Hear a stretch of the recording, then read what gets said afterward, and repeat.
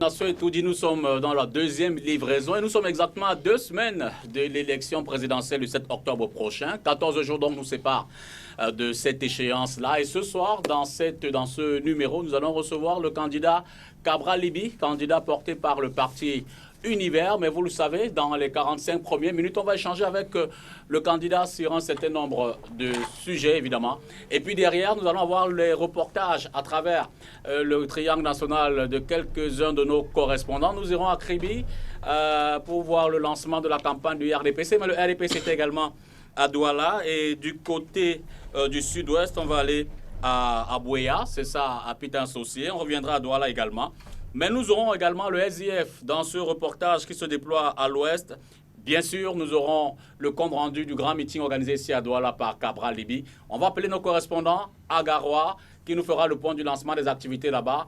On aura notre correspondant de l'ouest également qui nous parlera de ce qui s'est fait dans cette région depuis déjà 48 heures. Nous irons à l'est avec Joseph Kemonnier pour savoir comment comment la campagne a également démarré. Évidemment, le programme, il va se faire en 2 heures.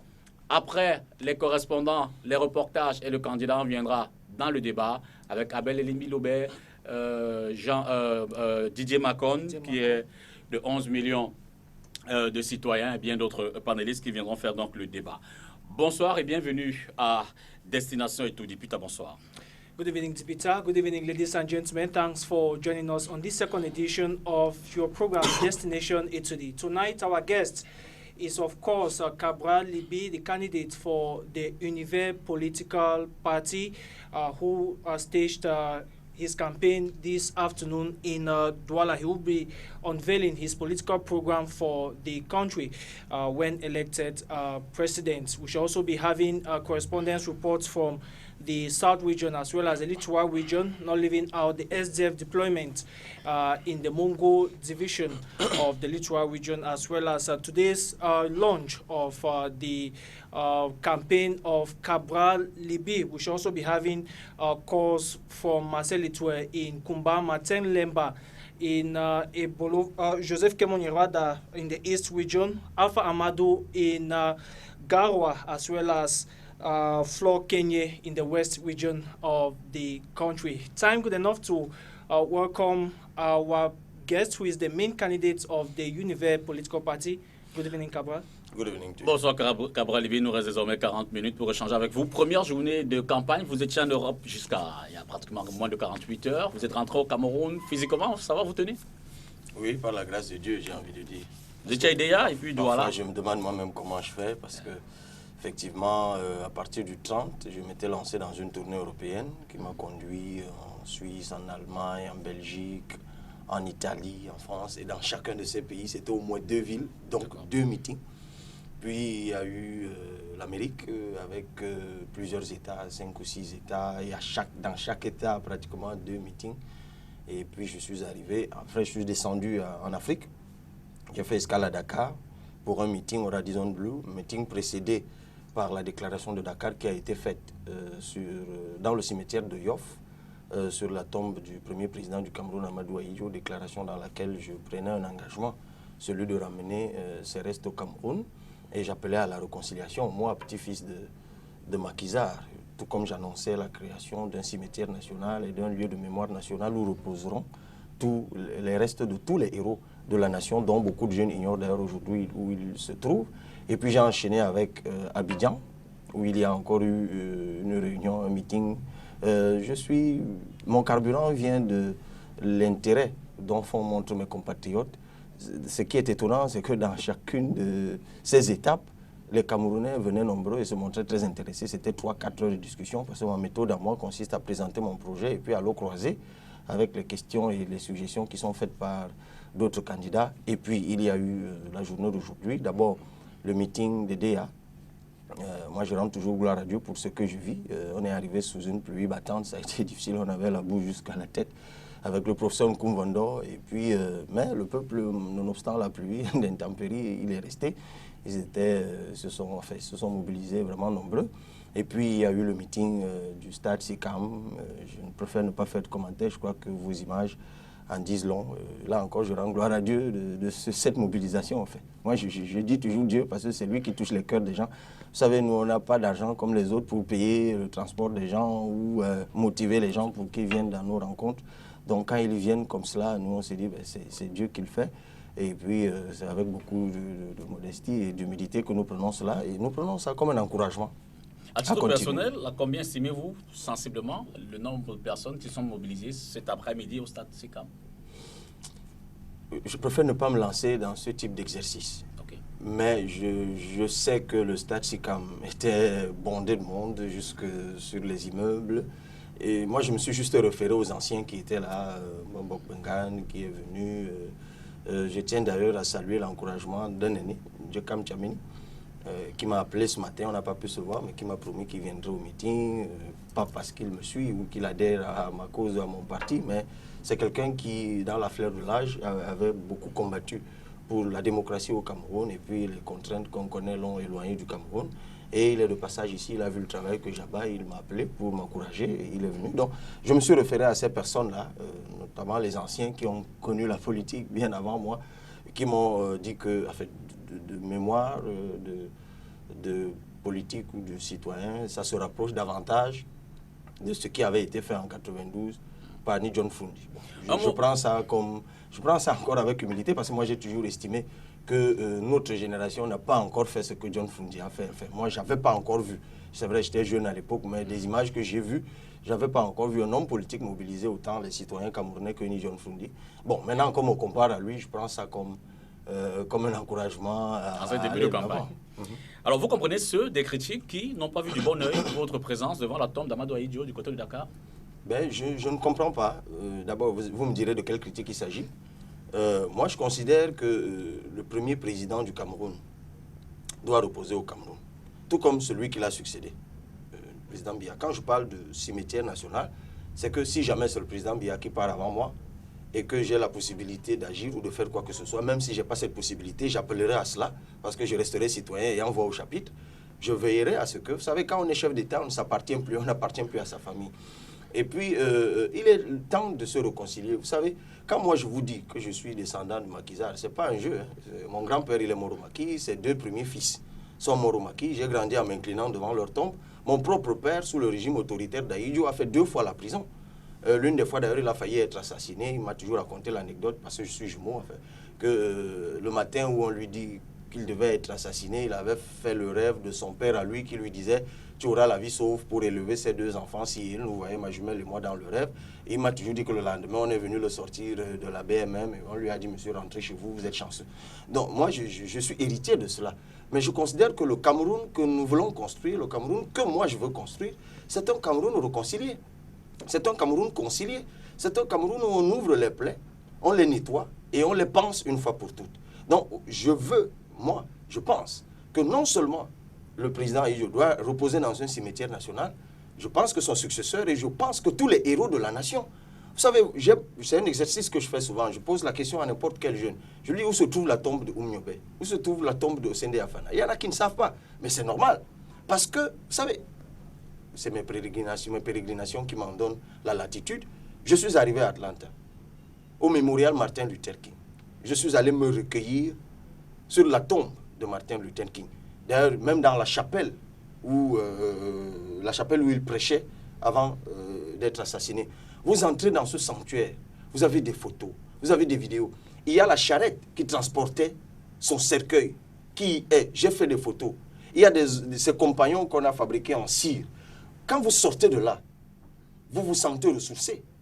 Et c'est un lieu fréquenté par des millions de touristes et même d'Américains eux-mêmes.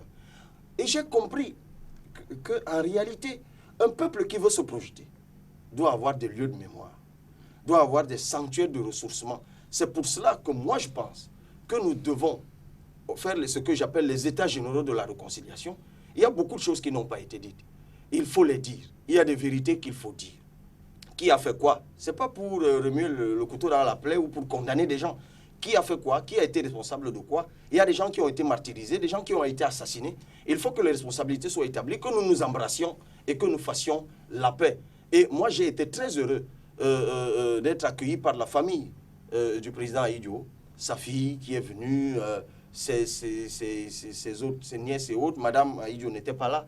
Elle m'a fait dire qu'elle ne se sentait pas bien, elle achevait un traitement. Mais par la suite, elle m'a communiqué tout le bien qu'elle pensait de ce que j'avais fait. J'ai même rencontré l'une des 6 personnes qui avaient enterré le président Ahidjo. Il vit toujours à Dakar, il m'a raconté les circonstances. Tous ceux qui étaient ce jour, quand je faisais la déclaration de Dakar, se sont montrés touchés. Et les retours que j'ai de cela, vous savez, au-delà, les gens voient des coups politiques partout. Pour moi, c'est une exigence. Moi qui veux incarner le Cameroun, qui protège et qui libère les énergies, je crois qu'il faut fermer une page pour ouvrir une autre. Et moi, je suis heureux aujourd'hui que des gens du sud, de l'est, de l'ouest, du nord m'appellent et me disent « Tu as posé un acte de réconciliation ». Et c'est ce qu'il faut en réalité pour remettre le Cameroun sur les rails. Donc, ceux qui critiquent cela, vous savez, on est dans un pays bizarre où quand vous faites une chose que quelqu'un estime qu'il aurait dû faire avant vous, et il doit maintenant décrédibiliser ce que vous avez fait. Bon, vous savez, j'ai été tellement insulté, critiqué, raillé depuis 1 an que j'ai appris à laisser les basses choses mourir de leur propre médiocrité. All right, let's get straight into your campaign program. You just mentioned in your opening remarks about reconciliation, reconciling Cameroon. And we know that the country at the moment is going through a socio-political crisis. Yes. How do you hope to solve that when you become president? Première chose, first thing. Première chose, je considère qu'il faut se choisir un président crédible.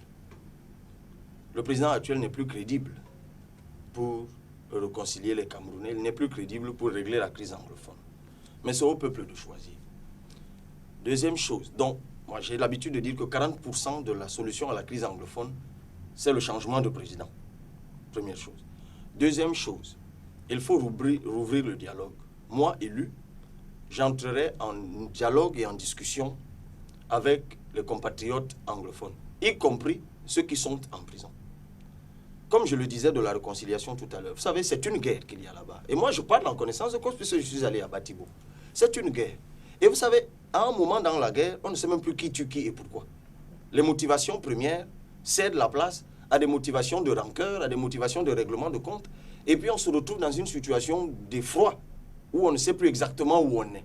Le militaire qui tue n'importe qui parce que son frère a été froidement assassiné, le combattant qui considère qu'il doit se venger parce que son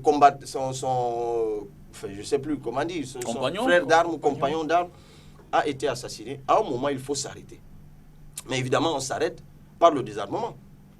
Et comme j'ai l'habitude de le dire, quand on parle de désarmement, on ne désarme pas l'État.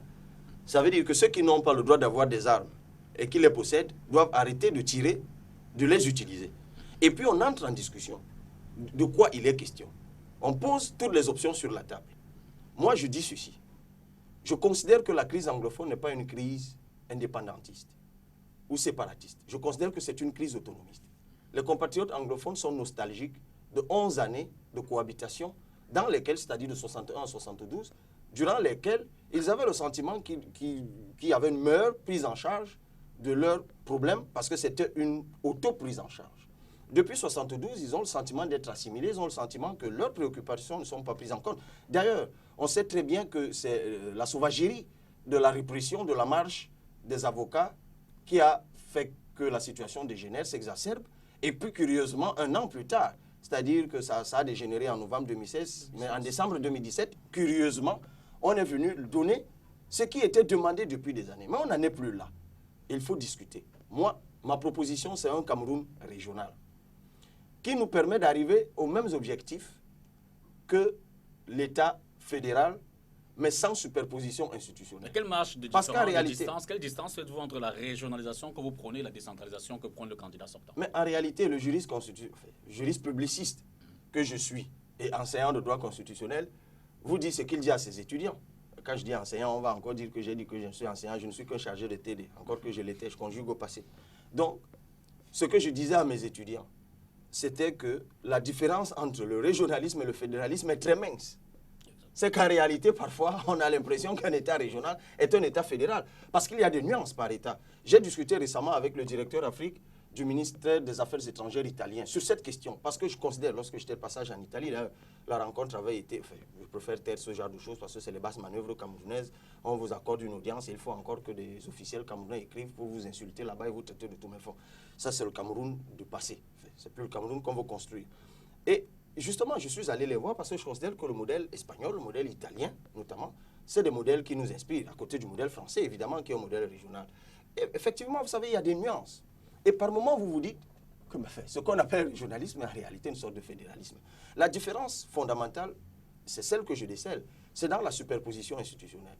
Si vous mettez en place un État fédéral, c'est 3 parlements, 3 ordres judiciaires. C'est un État fédéral à 3 États.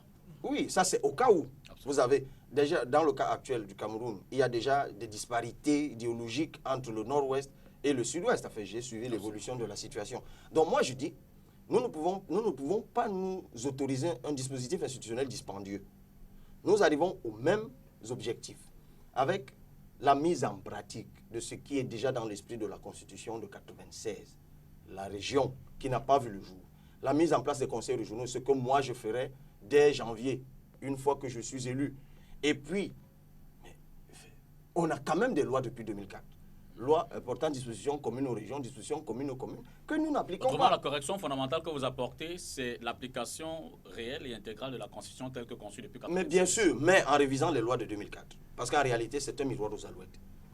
C'est des lois qui régissent la décentralisation ou le régionalisme, mais qui en réalité ont une fort langue de centralisation. Enfin, quand vous êtes quand même dans une affaire où on vous dit que c'est le sous-préfet qui autorise les réunions du conseil régional, il peut les interdire, il peut reconfigurer l'ordre du jour, le président de la République peut dissoudre un conseil régional quand il veut, oubliant qu'eux aussi ont été élus. Ça, c'est des choses qu'il y a dans les lois de 2004. Tout comme il y a quand même aussi qu'un conseil régional peut créer un lycée, nommer un proviseur, recruter des professeurs de lycée. Ça, les gens ne savent pas qu'au Cameroun, c'est dans des lois qui existent. Donc, on va mettre ça en pratique. Troisième chose, ou quatrième, il faut sortir les Camerounais de la captivité francophone-anglophone dans laquelle nous sommes placés depuis le 4 mars 1916, date à laquelle, vous savez très bien, le butin Cameroun avec K avait été partagé en inégale part entre les deux vainqueurs de l'Allemagne à la suite de la Première Guerre mondiale.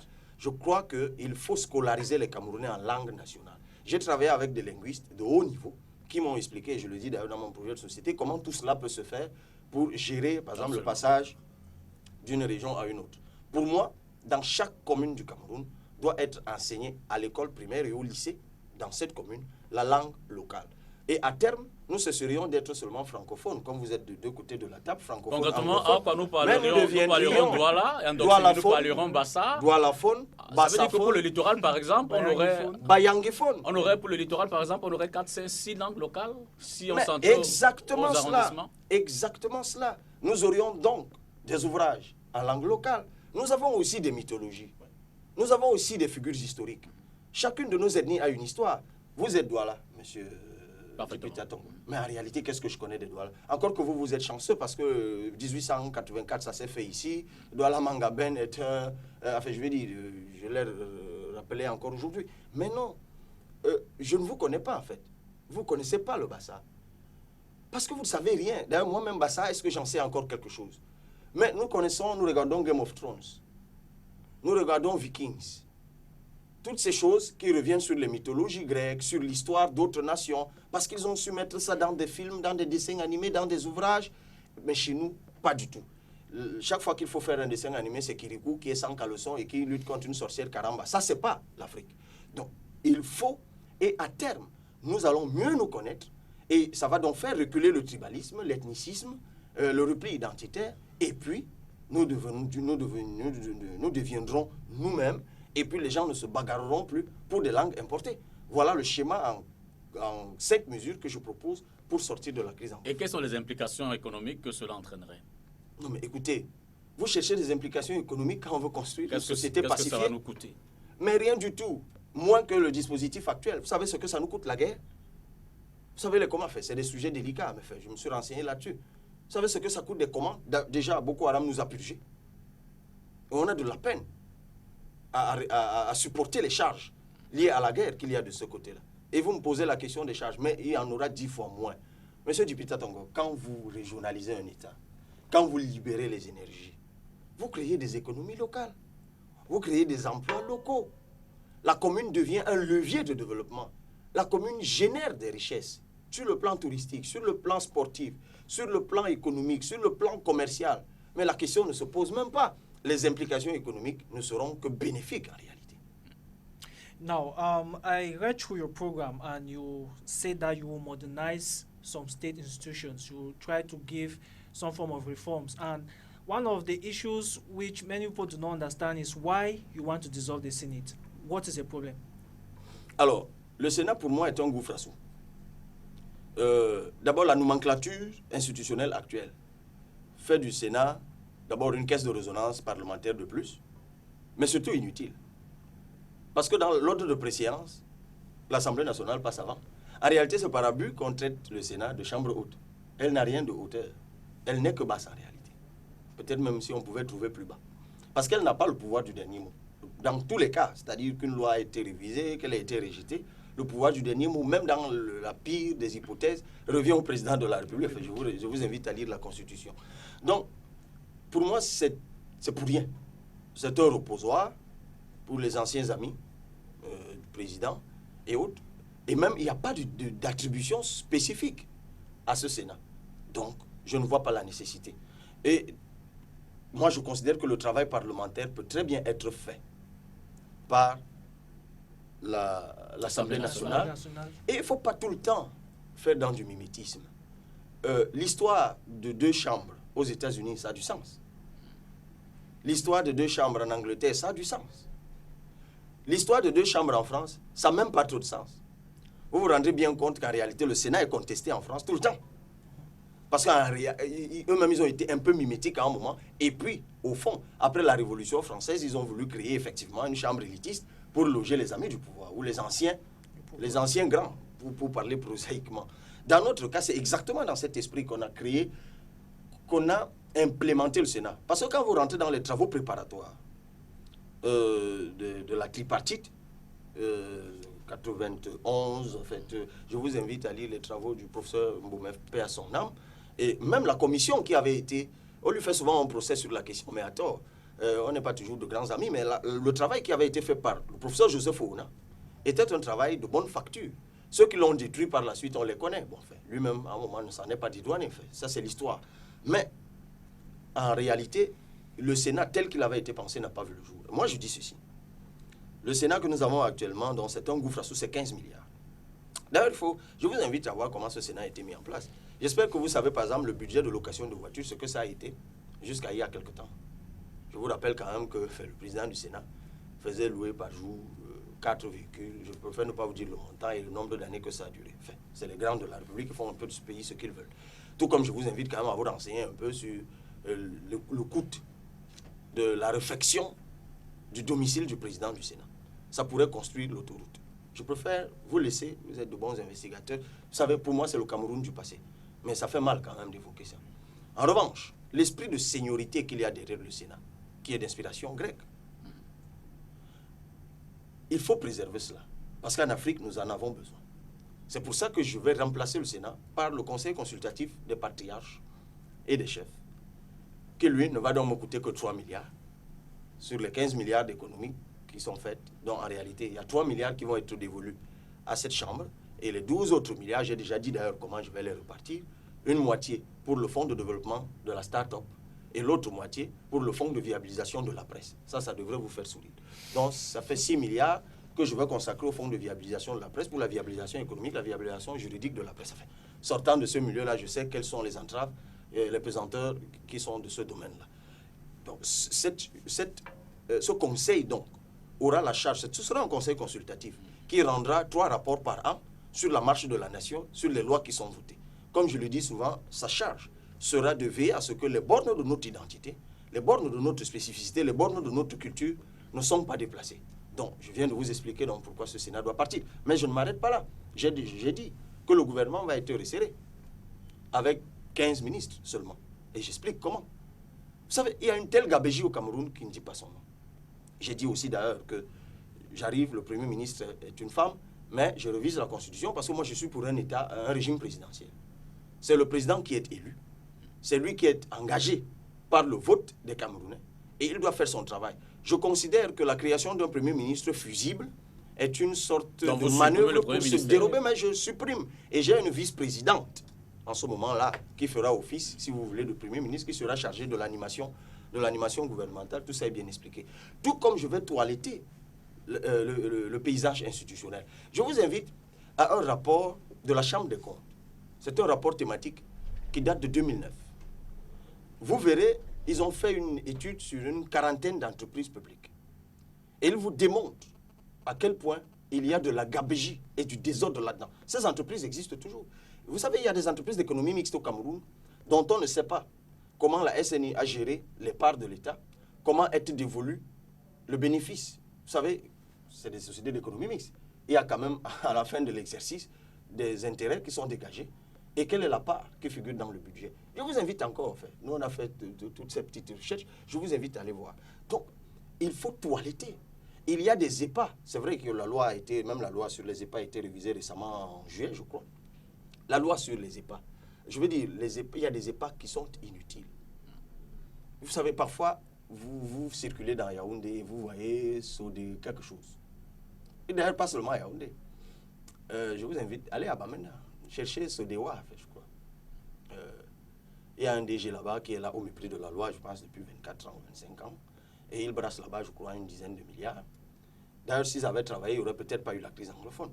Sauf que même les anglophones eux-mêmes ne savent pas qu'en fait, ils ont, en plein cœur de Bamenda, un établissement public administratif qui brasse 10 milliards pour ne rien faire. Et il y en a comme ça, toute une panoplie. Écoutez, moi, je veux ramener le budget de l'État à 44% pour le fonctionnement, 43% pour l'investissement, donc je remonte l'investissement, et 13% pour le service de la dette. Donc, la simulation que nous avons faite, d'ailleurs, je remercie nos sous-marins du MINPAD qui nous ont aidés à faire la simulation, et puis avec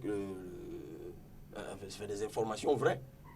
Nous nous rendons compte que quand on ferme les poches de Gabéji, c'est-à-dire qu'on cessera d'avoir une présidence de la République qui brûle 1 milliard par semaine, parce que c'est ça le budget de la présidence de la République, on se rend compte qu'on fait au moins 800 milliards d'économies pour faire marcher l'État. Mais avec ça, monsieur, je lance ma caisse d'assurance maladie immédiatement dès janvier. Avec ça, monsieur, je lance ma révolution agricole. Mes 200 000 hectares que je veux mettre en exploitation par an à raison de 20 000 par région dès janvier. Donc en réalité, ceux qui posent la question tout le temps, on va chercher l'argent où? Oui, s'il y a changement et que le Cameroun retrouve de la crédibilité, il y aura de l'argent, il y aura des investisseurs étrangers. Parce qu'en réalité, le Cameroun est une mine d'or. Mais la corruption, la gabégie, les procédures, les barrières tarifaires et autres comptoirs et péages découragent tout investisseur sérieux. Allez lire le rapport CEMICEL pour 2017. 1,9% d'augmentation d'investissement direct étranger. Vous vous rendez compte que même la Chine, dont on parle beaucoup, n'investit pas au Cameroun. Donc évidemment, il y aura de la richesse. Mais avant d'aller chercher celle-là, moi je vous dis la richesse que je crée, les économies que je fais en fermant les poches de Gabéji. L'un des points sur lesquels on vous attend évidemment, qu'on attend les autres candidats, c'est la question énergétique. Vous savez qu'en ce moment, c'est un problème crucial. Au-delà des ménages, ça freine grandement la production. Quelle est la stratégie de Cabral Liby, sachant que pour l'instant, l'infrastructure n'est pas prête? Qu'est-ce que vous faites pour redonner l'énergie aux Camerounais? Vous savez, là encore, on n'invente pas la roue. Comment ça s'est fait ailleurs? Actuellement, l'Éthiopie est en train de construire une centrale hydroélectrique de 6 000 MW. Ça tient sur 4 ans. Comment ils font? C'est l'investissement direct étranger. C'est un État crédible. Le Cameroun a 23 000 MW de potentiel énergétique hydroélectrique. Je n'ai pas parlé du solaire, je n'ai pas parlé de l'éolien, je n'ai pas parlé du de la bioénergie, parce que nous évoquons tout cela. Je vous parle du potentiel hydraulique. Le Cameroun a produit 500 MW en 20 ans, c'est-à-dire de 1998 à 2018. On vous parle beaucoup de projets structurants. D'abord, ce qu'on ne vous dit pas souvent, c'est que c'est des projets de 7 MW, 17 MW, 18 MW, avec, en plus de la surfacturation, je vous rappelle que la Guinée vous construit une centrale hydroélectrique qui produit 2 fois plus que celle de Mbenvele en 3-4 ans. Et de l'autre côté, ici chez nous, qui produit 2 fois moins, vous êtes à 6 ans, ça piétine, et on vous dit qu'on a fabriqué des turbines qui ne tournent pas. Il faut encore s'endetter de 17 milliards pour que ça continue.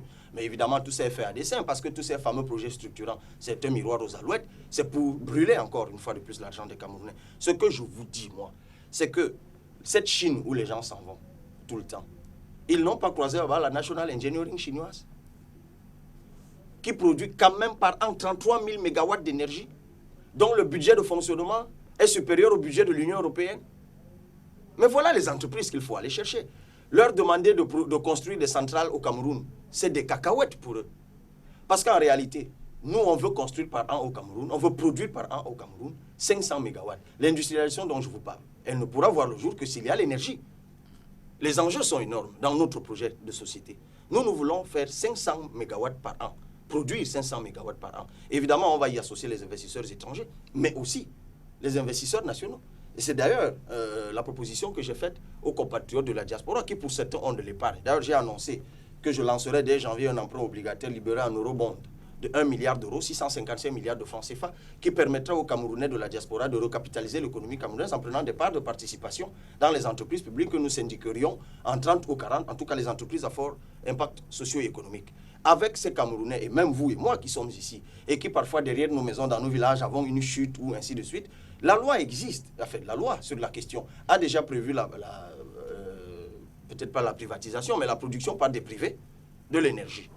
Mais comment ça se fait que dans ce pays, alors que c'est prévu dans la lettre de la loi, on ne puisse pas le faire parce qu'il y a des comptoirs au ministère de l'Énergie pour obtenir un agrément? Voilà le vrai problème du Cameroun. Donc nous, on va le faire. 500 MW par an, cumulés par les différents apports, avec nos investissements propres et surtout l'investissement direct étranger, puisque de toute façon, c'est un secteur rentable, comme cela a pu être le cas.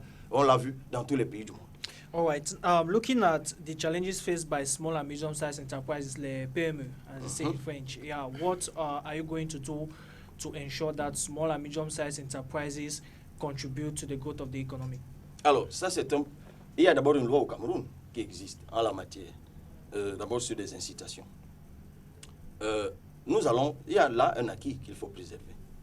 Mais en fait, il y a deux problèmes qu'il faut poser.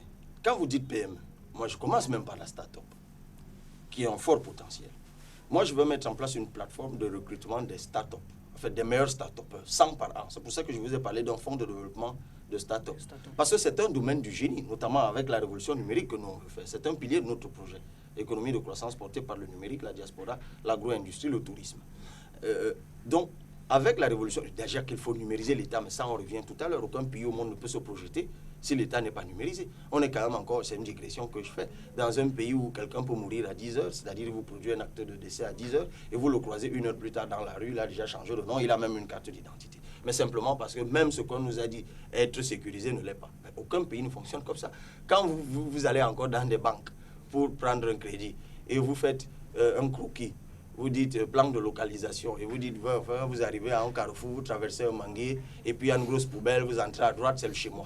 Quel est le banquier normal au monde qui donnerait de l'argent à quelqu'un qui habite derrière un manguier devant lequel il y a une poubelle? Il faut des questions comme l'adressage. C'est des questions basiques auxquelles on devrait s'intéresser. Le numérique règle toutes ces questions-là parce que ça apporte la sécurité dans la circulation de l'information stratégique, de l'information économique. Mais pour revenir à la question des start-up et puis des PME. Donc, nous, on va recruter par une plateforme qu'on va créer pour les mettre en relation avec le monde des entreprises et un jury qu'on va mettre en place et une révision de la propriété, des dispositions légales sur la propriété intellectuelle que nous allons faire.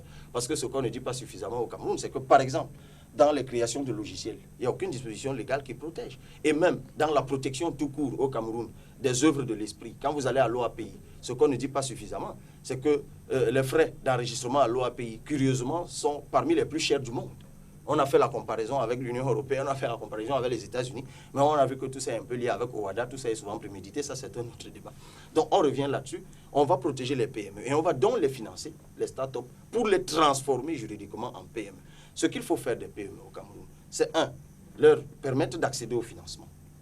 Ça c'est quelque chose qui est fondamental. Donc il faut une banque, il y a une banque des PME, mais il faut la capitaliser et la sortir aussi du giron de la gabégie. En réalité, tous les experts en sont offusqués. Voilà un bel instrument qu'on a créé et qu'on a encore noyé dans la gabégie et dans les procédures infinies au Cameroun, dans la corruption. Donc, il faut capitaliser les PME. Il faut les accompagner. Il faut donc régler la question des paiements. Ce qu'on ne dit pas, c'est que beaucoup de PME meurent au Cameroun simplement pour non-paiement de leurs prestations. C'est le mouroir des PME. On est dans un pays où le paiement d'une prestation est un problème, même vous qui êtes de la presse. Récemment, il y a un journal, le quotidien de l'économie, qui a dû fermer et qui a posé ce problème. Un ministère vous envoie des choses à publier. Un an, vous attendez le paiement. Mais en même temps, vous avez souscrit à une convention collective, vous devez payer un personnel avec quel argent? C'est ça qui tue la PME au Cameroun. Et nous, on va faire une révision du système judiciaire, d'abord en sortant le parquet de la subordination du ministère de la Justice, c'est-à-dire que le ministre de la Justice n'interviendra plus dans le travail judiciaire. On va créer des juridictions économiques, on va créer le principe du privilège du créancier, de telle sorte que lorsque, au bout d'un certain délai, une PME n'a pas été payée, elle saisit le juge économique, et puis ce juge économique prononce une ordonnance qui place en plus l'administration ou l'entreprise qui est débitrice sous astreinte. Et de telle sorte que, par cette ordonnance, personne d'autre qui a presté après vous ne soit payé avant vous. Parce qu'il y a un système de corruption au Cameroun qui fait qu'en réalité, selon que vous vous comportez bien devant un péage ou pas, votre prestation est payée ou pas. Donc, ça, c'est quelque chose de fondamental que nous apportons dans la sécurisation de la PME. Au-delà des incitations d'ordre fiscal, qui figurent déjà dans la loi, je crois, de 2013. En la matière, il y a toute une loi en la matière, je pense que c'est 5 ans d'incitation. Mais en réalité, ça ne marche pas à cause des autres pesanteurs que j'ai dégagés tout à l'heure. Mais il y a une autre chose, c'est les chambres consulaires. Évidemment, je mets à profit mes déplacements à l'étranger et je découvre beaucoup de choses. Notamment en France. D'abord, en France, il y a carrément la chambre de Paris, la chambre de Lyon, et ainsi de suite. Au Cameroun, nous avons une chambre de commerce et d'industrie. Nous avons une chambre d'agriculture. En réalité, pour revenir à la chambre de commerce et de l'industrie et des mines, toutes les PME sont membres de jure, de droit, de cette chambre de commerce. En réalité, c'est là-bas que tout se décide. Vous savez, Subdeco à Paris est une grande institution de commerce, de formation en matière commerciale. Ce que beaucoup ne savent pas, c'est qu'en réalité, c'est une création de la chambre de commerce de Paris. Parce que c'est la chambre de commerce qui sait quelles sont les attentes du secteur économique. Et qui met donc en place des programmes de formation pour cela. Mais en même temps, son rôle d'interface avec l'État qui fait qu'effectivement, ceux qui dirigent la chambre de commerce ne doivent plus être simplement des gens qui sont nommés par décret, mais des gens qui sont choisis par les commerçants, qui sont choisis par les industriels. Et il faut donner une force à ces chambres consulaires pour qu'elles puissent explorer, pour qu'elles puissent gagner des marchés au Cameroun, en fait ailleurs. Et vous comprenez donc pourquoi moi je supprimerais le ministère des PME, le ministère du Commerce, le ministère de je ne sais plus quoi. Je vous ai dit que je revenais à 15 ministères parce que j'aurais des chambres consulaires fortes. Pour être correct avec notre engagement vis-à-vis de vous, il nous reste 6 minutes. On va voilà, vous donner, le temps passe vite. Voilà, on va vous donner 3 minutes.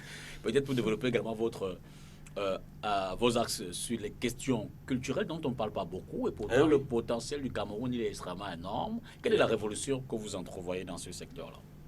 Je ne sais pas si c'est une révolution, parce que je rappelle quand même que le FODIC a existé dans ce pays en 1971. Il est mort. Vous faites revenir le FODIC. Mais bien sûr, le fond. Vous savez, c'est ce vous FODIC. serez le candidat qui va déterrer les mais le FODIC, c'est pour le cinéma, seulement. Je l'évoque parce que moi, je mise sur le spectacle vivant. C'est-à-dire le cinéma, la danse, le théâtre, qui ont existé. Mais commençons par construire d'abord un véritable espace culturel national, un véritable centre culturel. Et puis dans chaque région, c'est pour ça que je vous parle de régionalisation. Et puis ça ne se fait véritablement, et ça aussi c'est un des privilèges de la régionalisation, avec les mairies. Vous savez, l'une des plus grandes destinations touristiques au monde, c'est l'Espagne. Parce que les régions sont en compétition permanente. Et le levier de compétition, c'est le levier touristique. Le Cameroun, je ne sais plus, ça m'échappe, je suis un peu fatigué maintenant. Le nombre de sites touristiques, mais c'est par milliers, qui a été identifié au Cameroun. On est toujours dans la culture, parce que c'est lié. C'est lié. Mais est-ce qu'on exploite cela? Non. Donc moi je dis ceci. Je veux une culture porteuse d'identité. Je veux vendre le Cameroun à l'étranger. La culture rapporte des devises. Et maintenant, la culture, elle est plurielle. C'est plusieurs secteurs. Mais globalement, il y a des questions transversales. La question du droit d'auteur, par exemple. Moi, je vais créer une section de la police qui devra lutter contre la piraterie des œuvres de l'esprit. Il y aura une section de la police pour ça. Évidemment, il y aura une réforme de la police elle-même. Parce qu'il y a un problème aujourd'hui à la police avec l'obésité des hauts cadres. Enfin, il y a le texte de 2012 qui est bon, mais qui fait qu'aujourd'hui, je crois qu'en 2019, là, on va avoir l'équivalent, je crois, 3000 commissaires divisionnaires, ce qui est l'équivalent de 3000 colonels. Mais ça, c'est autre chose. Il y a un problème aujourd'hui avec notre police, c'est juste une digression que je fais, c'est-à-dire qu'on a plus de cadres de commandement et de direction que de cadres d'exécution. Mais ça, il faut une réforme qui fait qu'on gèle d'abord le recrutement des commissaires, parce qu'il y en a beaucoup, et puis on relève. Mais revenons sur la culture. Donc, je suis pour une culture porteuse d'identité, que je vais greffer à la politique de régionalisation. Et pour moi, comme je l'ai dit tout à l'heure, sécuriser les œuvres de l'esprit, créer les centres de divertissement dans chaque région du Cameroun, et si possible, on le verra à terme. Mon programme, c'est sur 5 ans, il est quinquennal, dans chaque commune du Cameroun, parce qu'il faut relancer la culture du loisir. En fait, moi, je veux un pays, je veux construire un pays où les gens vont travailler. Et quand on travaille, il faut se détendre. Donc, je vous parle du droit d'auteur, il faut protéger le droit d'auteur. D'ailleurs, il faut l'élargir. Vous savez, pour moi, si moi je suis élu, par exemple, dans les frais d'écolage au secondaire, parce que pour moi, l'école primaire sera gratuite d'ailleurs et obligatoire, et dans les droits universitaires, on va prélever 500 000 francs pour le droit d'auteur, parce qu'il y a des ouvrages qui sont dans les bibliothèques. Et l'élève, l'étudiant doit y participer. Donc, il faut régler la question de la rémunération du droit d'auteur.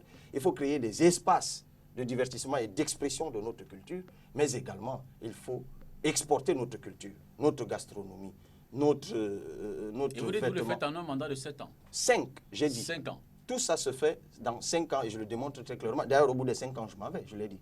Je vais être élu pour un seul mandat parce qu'il faut que nous sortons de la culture de la patrimonialisation du pouvoir. Cabral Libi, merci. Il est important pour nous de tenir, si l'on avait d'autres questions. Vous avez d'autres engagements. Écoutez, merci à vous. Merci à vos téléspectateurs que j'ai le plaisir de retrouver. Mais quelques semaines d'absence, ou quelques jours d'absence, c'est même pas trop de semaines, enfin que bon... Évidemment qu'on aura le plaisir de vous retrouver à nouveau ici, sous le contrôle. Bien sûr, je suis là jusqu'à mon élection le 7 octobre, donc vous avez toute la latitude de m'avoir sur votre plateau quand je ne suis pas sur le terrain. Bonne continuation. On sera surtout heureux de vous avoir en premier, au-delà du 7 octobre. Mais écoutez, moi, élu, je serai à la disposition des médias. Je veux être ce président qui rend compte au quotidien de ce qu'il fait. Bonne chance, Cabral. Si je veux viabiliser la presse, c'est pour que la presse puisse exercer véritablement sa mission de service public. Laissez-moi juste exprimer une pensée pour les compatriotes qui se retrouvent à l'hôpital à cause de la bousculade qu'il y a eu aujourd'hui. Parce qu'au moment où je suis arrivé, il y a eu un peu de bousculade. Je salue les forces de l'ordre qui étaient là. Parce qu'à un moment, c'était vraiment difficile pour discipliner la foule en liesse et tout. Et je voudrais remercier chaleureusement, permettez-moi de le dire, tous ces compatriotes de la diaspora qui se sont sacrifiés pour me permettre d'aller à eux. Je voudrais penser à quelques-uns aux États-Unis, Maître Paulette Ngononga, Maître Pouga à New York, Jules Arebananga aux États-Unis, Monsieur Engen et Damas en France, Monsieur Tchatchou au New Jersey et Brice Mousson en Suisse. Et remercier chaleureusement tous les compatriotes qui sont venus aujourd'hui me manifester leur sympathie. D'abord à aider au stade municipal et puis évidemment au stade. Le cortège, de quel côté se branle-t-il? Quelles sont les prochaines étapes de votre campagne? Nous devons aller dans le Mungo et puis dans le nord. Voilà. Bonne continuation, Cabral Libi. Et Mungo, ouest, nord. De toute façon, tout dépend de comment les choses avancent. Vous savez, nous, on n'a pas les grandes planifications des grands du pays. Donc, nous, on fait les choses comme on peut, avec le peu de moyens qu'on a. D'ailleurs, je demande encore à mes compatriotes, je n'ai pas encore eu les 200 millions. Les contributions continuent. Mais bien sûr, ça continue par nos Vous êtes à combien? Vous êtes la cagnotte aujourd'hui? C'est encore faible. On n'a même pas encore atteint 50 millions. Mais on se bat. Et puis, au fur et à mesure que ça entre, c'est ça qui permet à nos équipes de se déployer sur le terrain. Donc, je lance encore un appel de mendicité républicaine ce soir. Merci, Cabral Libi. Bonne continuation. Vous savez pourquoi j'ai parlé de mendicité? Nous sommes mendiants de tout, et y compris de la paix. Bonne continuation et évidemment qu'on vous suivra tout au long. On sera, je l'ai dit, heureux à nouveau de vous reprendre sur ce plateau. L'émission se poursuit. On va à ce moment prendre quelques reportages, les comptes rendus d'un certain nombre de nos correspondants qui ont été faits dans quelques régions. D'abord le littoral ici. On va voir ce dont Cabral Libi parlait tout à l'heure. Il y a eu cette mobilisation derrière son meeting. Ce sera avec Henry Wana. Ensuite, on va aller du côté du Mungo, où Joshua aussi a fait un stand-up hier pour parler à quelques militants sur le chemin de l'Ouest. Ce sera avec nos correspondants locaux là-bas et on fera une forme de trio de reportage. D'abord le RDPC dans le littoral, le RDPC à Kribi dans le sud et le RDPC également du côté des Bolova. Reportage.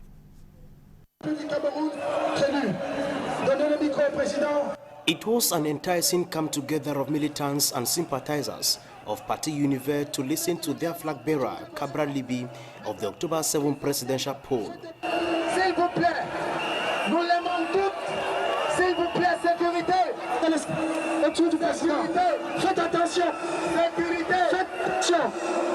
as they transformed the Stade SECAM into a political melting pot to preach their message.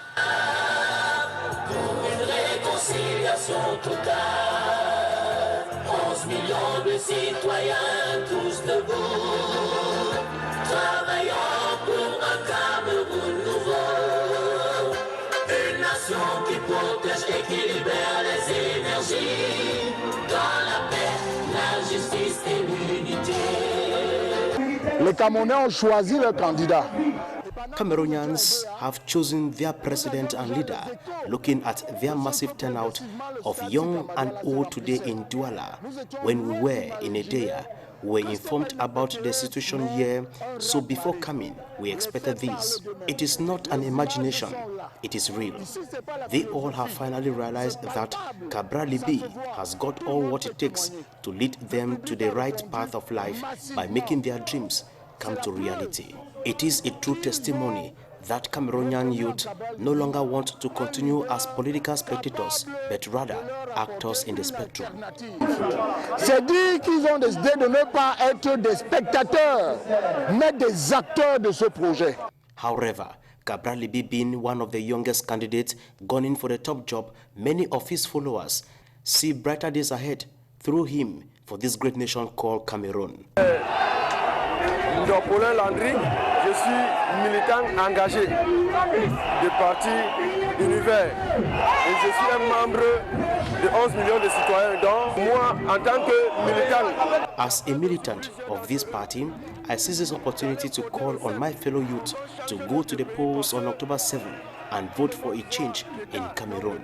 We all know the difficulties our nation is into at the moment. I think it is time for us to give chance to the youth and see what they have to offer. Let's say yes to change on October 7. Nevertheless, the message has been sent across for those who desperately want change in the political life of Cameroon to choose wisely among the 9 candidates. For failure to do so, we shall then continue dancing the same music.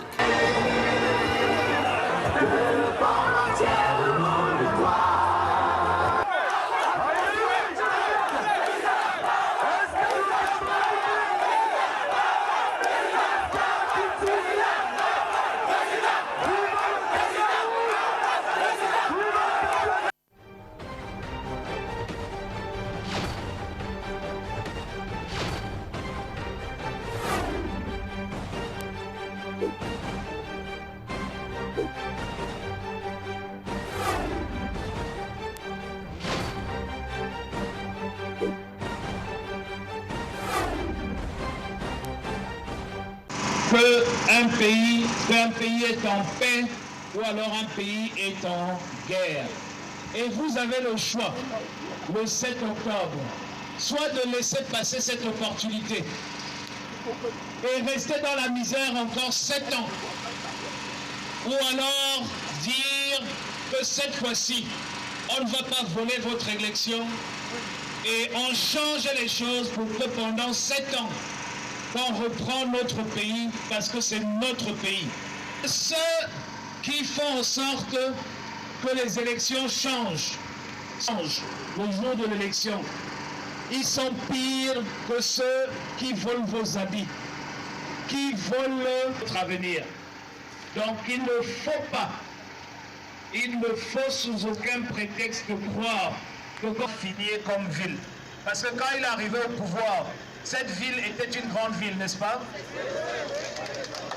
Quand il est arrivé au pouvoir, marché où la demande est telle que les investissements suivent pour que la production puisse suivre, et ensuite ça crée donc un pouvoir d'achat privé qui augmente, et quand cela se passe, l'assiette fiscale augmente aussi, et ça veut dire qu'in fine c'est l'État qui devient le plus riche. En augmentant le salaire minimum, c'est l'État qui bénéficie le plus parce qu'il y a plus d'impôts qui rentrent dans les caisses de l'État. Voilà ce qu'il faut comprendre. Et n'ayez pas peur, je ne suis pas un colon. Les colons qui sont au pouvoir aujourd'hui veulent garder le pouvoir pour payer les gens 36 000 francs par mois. Aucun Camerounais ne mérite de travailler pour moi.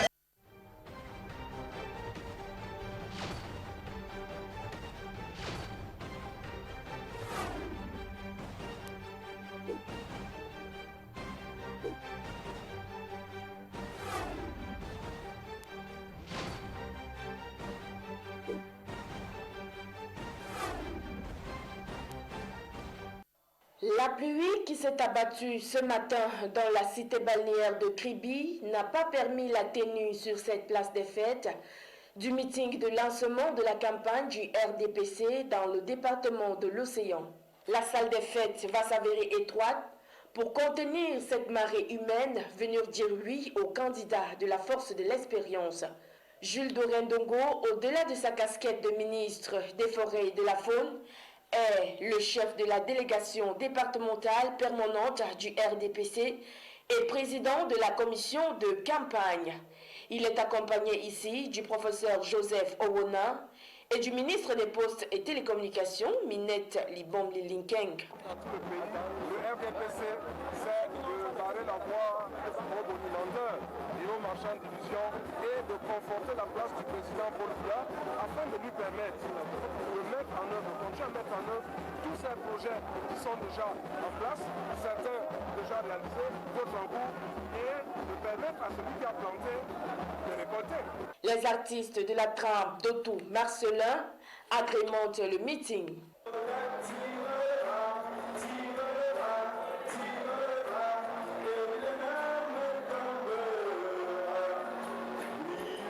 Au-delà de ce meeting, la ville de Kribi est pavoisée de posters de Paul Biya, candidat à sa propre succession et candidat sortant à l'élection présidentielle du 7 octobre prochain.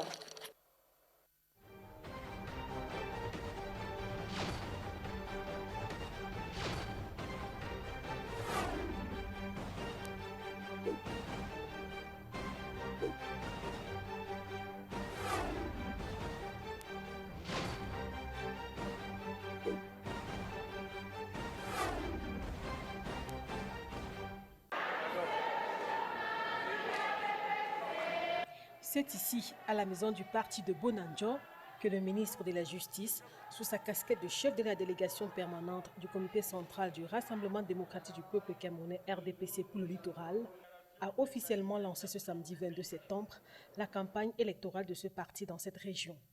Dans la perspective de l'élection présidentielle du 7 octobre prochain, ce meeting de lancement a regroupé les militants du parti des Flammes, certes, mais aussi les représentants des partis alliés au RDPC, comme Fritz Gore, président du mouvement des écologistes camerounais. Tous de braves hommes et femmes sont prêts à en découdre devant les urnes, sans brutalité, ni effusion de sang, et enfin applaudir le vainqueur. Pourquoi soutenir la candidature de son excellence Paul Biya? Sans chercher à nous justifier, constat fait, la majorité des partis verts dans le monde soutiennent toujours le parti au pouvoir. Avis partagé par une coalition de 20 partis de l'opposition, baptisée G20, qui avait décidé de soutenir la candidature de Paul Biya en l'absence d'une candidature unique de l'opposition.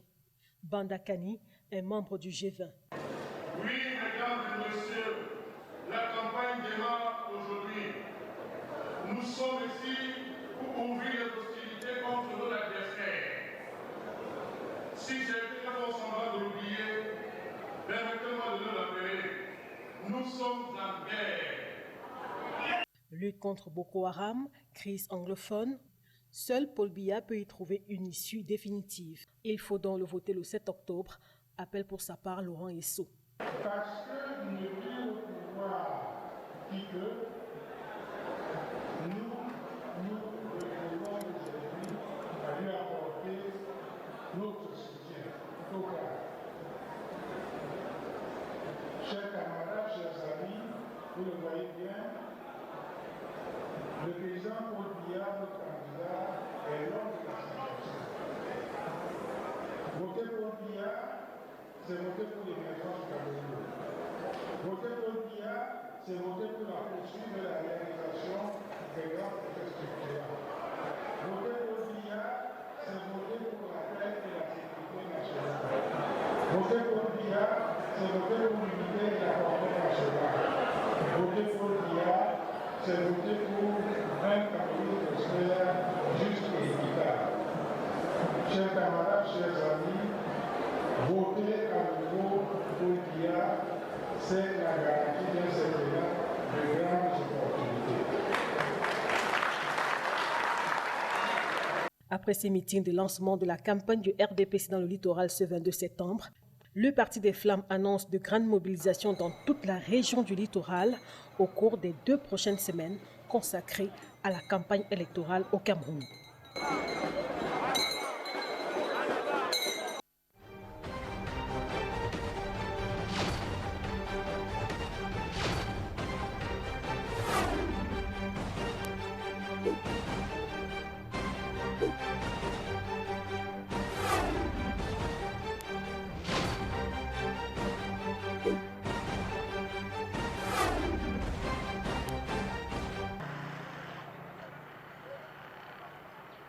Aucune maison, aucun quartier ne doit, dans le cadre de cette campagne électorale dans la région du Sud, être épargné de la visite des militants du RDPC afin de les convaincre de voter en faveur du candidat Paul Biya. Présidé par le chef de la délégation permanente du RDPC dans la région du Sud, en présence des 4 chefs de délégation départementale de cette région, il aura été question ce jour d'accorder les violons pour une campagne de proximité qui répond aux spécificités de chaque département. De notre campagne de très grande proximité. Nous avons tout évoqué, la soutenabilité financière, la faisabilité technique, la division du travail, le retrait des cadres électoraux, le corps à bord, le corps à corps.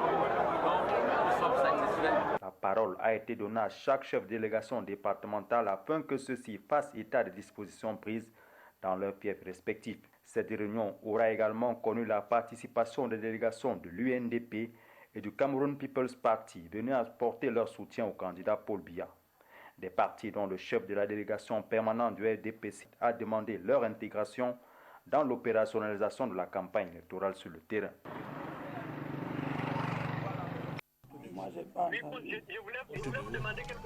Nous sommes en direct, Alpha Amadou, on vous reprend. D'ailleurs, vous êtes en ligne. Est-ce qu'on peut vous avoir, Alpha Amadou, déjà depuis Garoua, parce que c'est la phase réservée désormais à nos correspondants. Est-ce que vous pourrez nous faire le point depuis Garoua? Bonsoir, Alpha Amadou.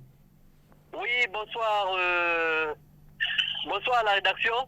Alors, nous sommes ici dans la région. L'ambiance n'est pas comme vous le pensez, parce que le lancement du meeting de la campagne présidentielle 2018 s'est bien lancé. Alors, le RDPC a invité les partis alliés qui sont l'UNDP et le FSNC.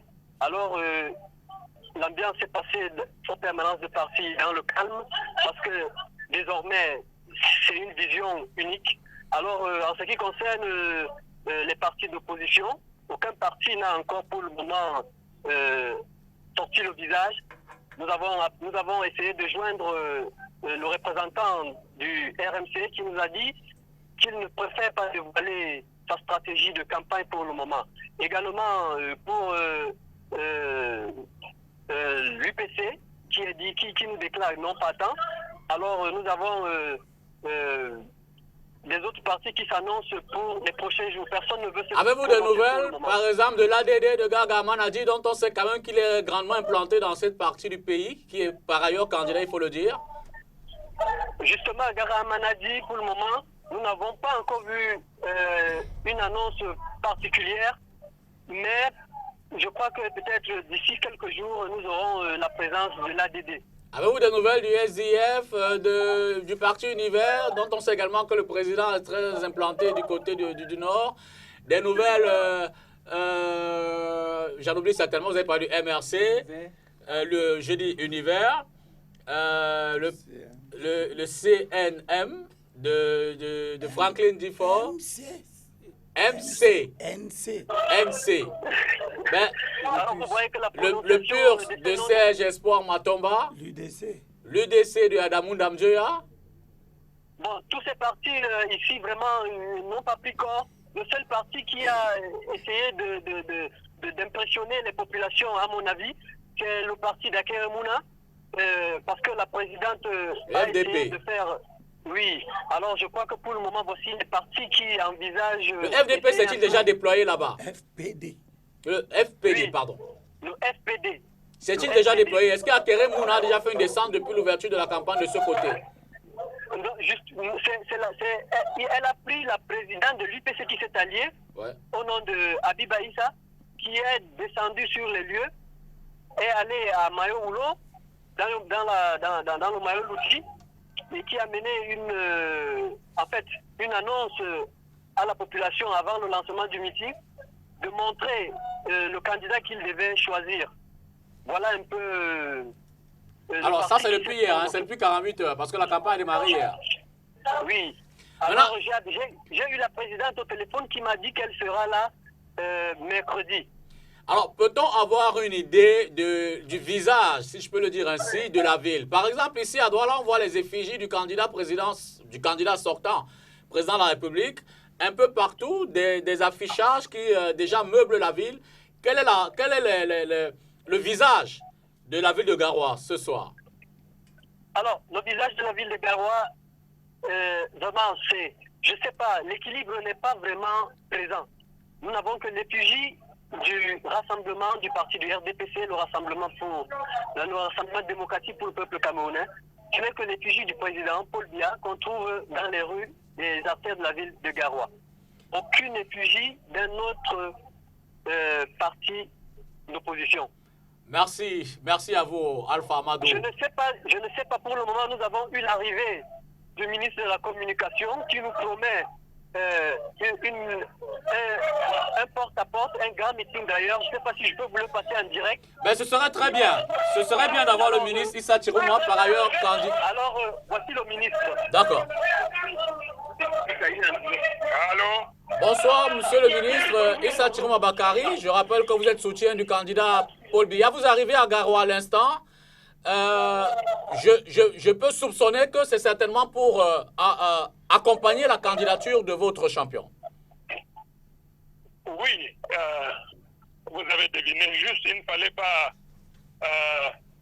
Madame Soleil ou bien une boule de cristal pour deviner ce pourquoi je suis là, mais en vérité, j'ai accompagné le ministre des Arts et de la Culture qui m'a invité.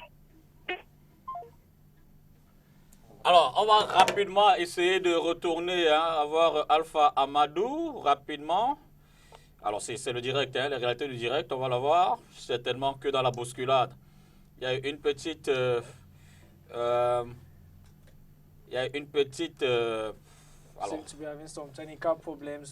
aucun problème technique. Alors, la connexion, certainement, parce que c'est dans le vif qu'on a pu... avoir le ministre Issa Chirouma Bakari, dont on est en direct avec lui du côté de Garoua. Est-ce qu'on pourra les avoir dans ce brouhaha? On l'espère bien pour avoir... Voilà. Allô? Vous m'entendez? Très bien, monsieur le ministre. Vous êtes à l'antenne. Allô? Vous m'entendez? Nous vous recevons 5 sur 5. Voilà. Alors je disais, donc maintenant, il nous reste effectivement... Il y a un giga meeting que nous organisons le 1er octobre. Après... nous allons venir nous installer sur le terrain du porte-à-porte. Nous allons faire du porte-à-porte. Amener le citoyen à aller accomplir sa mission, son devoir. Celui d'exercer le pouvoir à l'occasion de cette élection présidentielle. Voilà en fait c'est pourquoi je suis là, mais une fois de plus, c'est quand vous aurez vu les images, de notre méga meeting régional, que vous comprendrez la détermination de nos compatriotes dans cette partie de notre territoire à soutenir l'homme lion. Ce déploiement, vous le ferez en combien de jours? Écoutez, j'ai annoncé que le méga meeting aura lieu le 1er octobre. Et venez voir. Parce que ce sera un marqueur indélébile dans l'histoire des rassemblements humains. C'est ce que nous projetons, c'est ce que nous préconisons. Et nous souhaitons que l'Éternel entende nos prières pour les exaucer.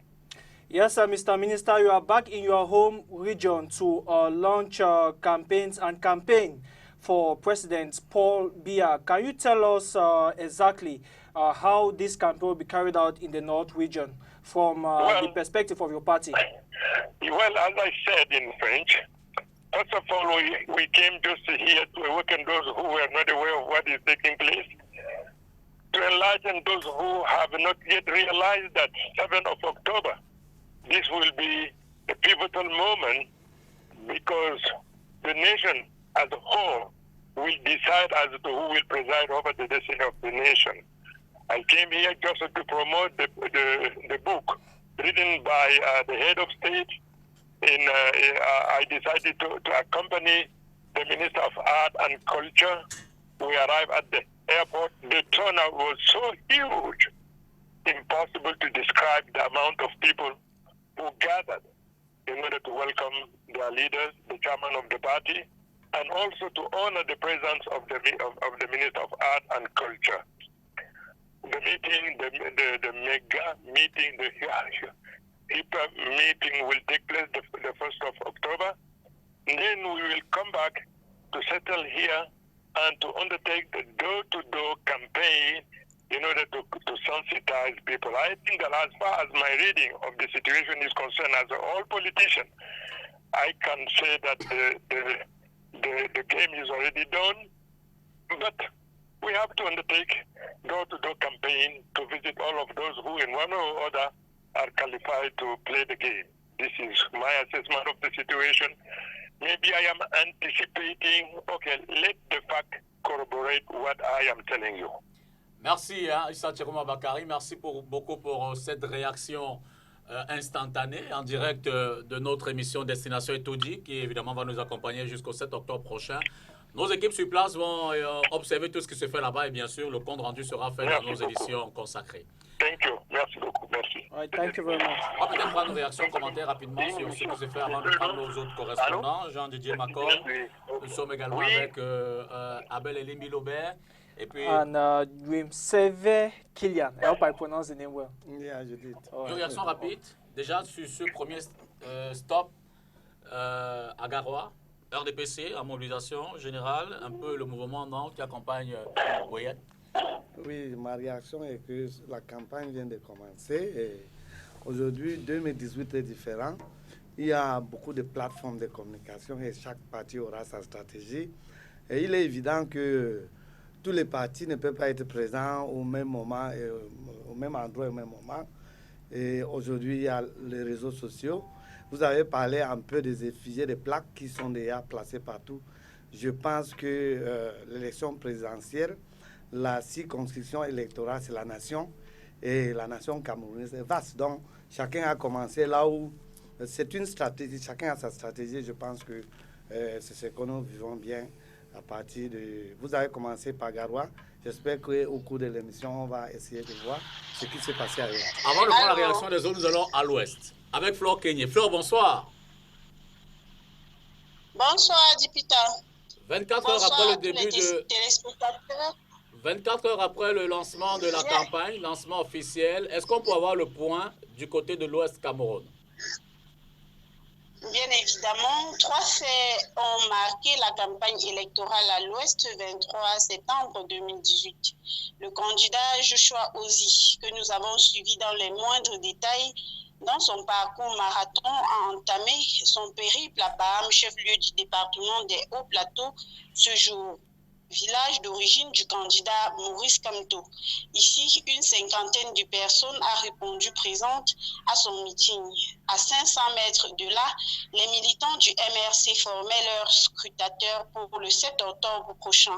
Le RDPC et ses militants nous ont indiqué une rencontre avec le roi Baham dans sa chefferie pour jeter les bases de la campagne. Après cette étape, le port-étendard du SDF a fait escale à Banja pour 10 minutes avant de se rendre à Bafan, chef-lieu du département du Onkam. Ici, il faut le préciser, le responsable de la coordination départementale du parti de la Balance, qui visiblement n'a pas mobilisé assez de militants, signale que la concurrence est rude et que les moyens sont assez limités pour la campagne. Précisons que Bafan est connu pour être une zone quadrillée par l'Union des mouvements socialistes, mais également est la localité de base du MCNC, le parti ayant investi le candidat Franklin Afanoui. Le MRC également, que nous avons rencontré sur ce terrain, était en pleine sensibilisation, dit-il, pour les meetings publics prévus la semaine prochaine. À Banganté, le meeting du SDFI Flore Kenyé a été reporté. Selon Luc Wandi, l'un des cadres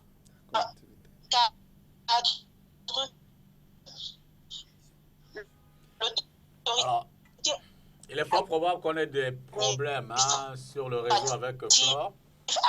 Flore, on vous reprendra certainement dans cette émission. Le temps pour nous d'avoir à présent la réaction de Abel Elim Bilobé. Après Garoua, nous sommes allés à l'ouest. Elim Bilobé, réaction, vous dites? Je dois reprendre ce que j'avais déjà dit depuis hier, qu'une campagne électorale est un moment de communication où la compétition est une compétition de visibilité. On n'est pas en compétition sur autre chose que sur la présence sur le terrain. Et les correspondants que vous avez pu avoir, qui nous donnent le signal de ce qui se passe sur le terrain, rendent compte du très peu de visibilité regrettable des candidats de l'opposition d'une manière globale. Et surtout, vos correspondants nous rendent compte d'un ensemble d'activités dont on peut douter de la pertinence politique électorale. Parce que lorsque vous êtes en campagne électorale et que la stratégie consiste à passer dans une localité où vous vous arrêtez pour une dizaine ou une quinzaine, voire 30 minutes, et même peut-être 1 heure de temps, pour aller avoir une destination ailleurs,